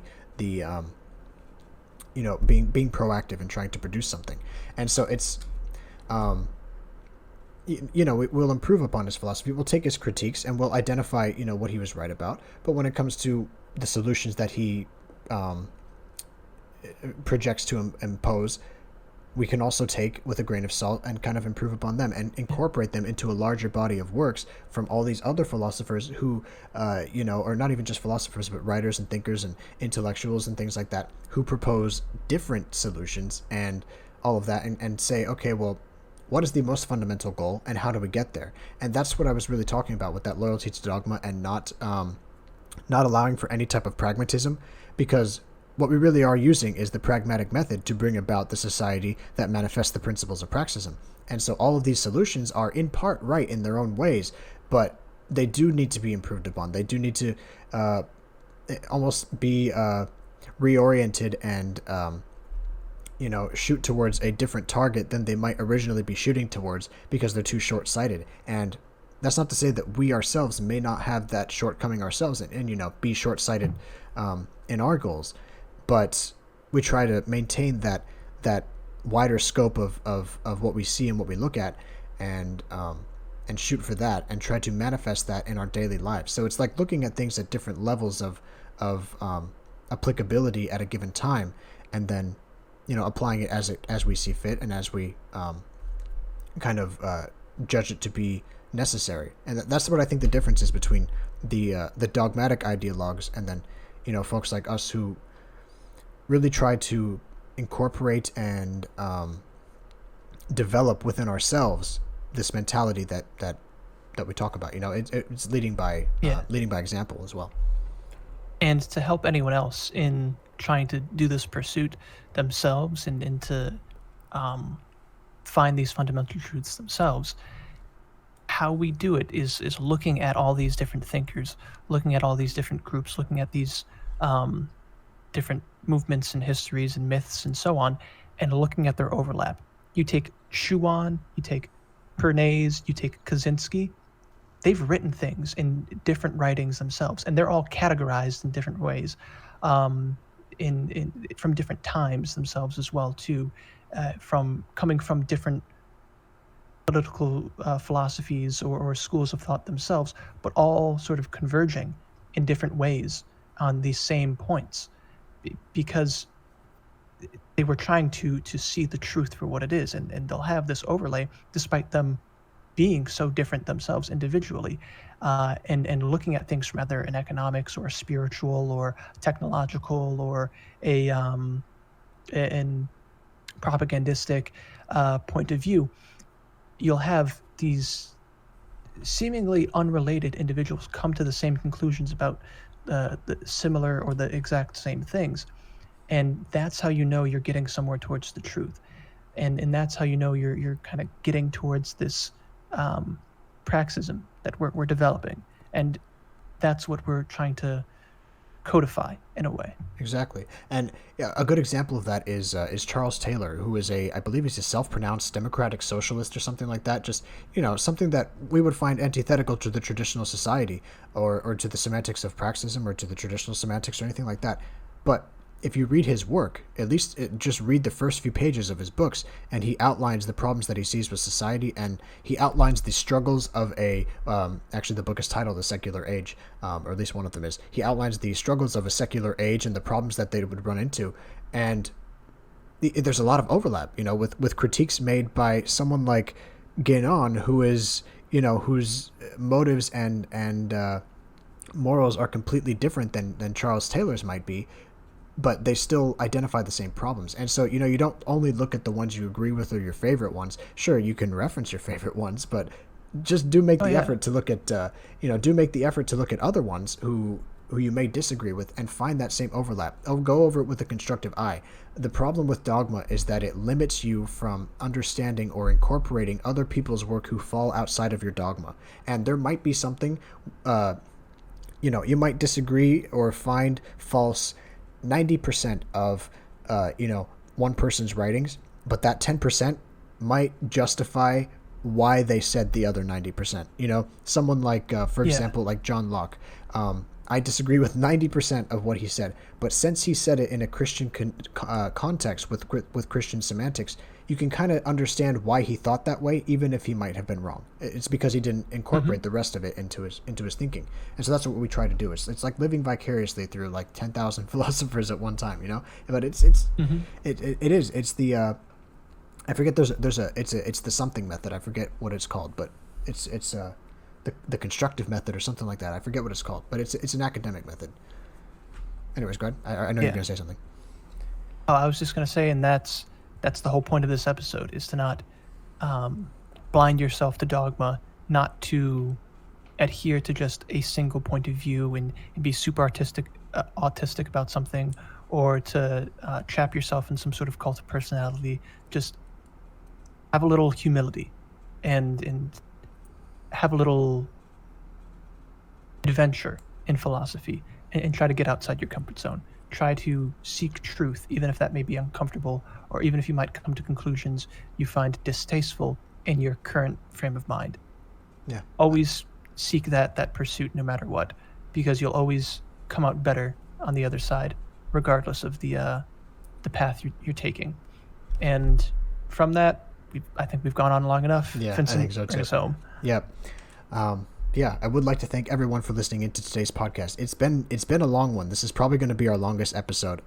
We've had to stop the recording a little bit so that we can, it makes editing easier, and I had a fear that I was going to lose power because of the thunder, and I wanted to make sure we kept recording. But it's been a long one. I think it's over 3 hours. So, I would like to thank anyone who has listened this far, because it's a lot of it can be hard to digest, or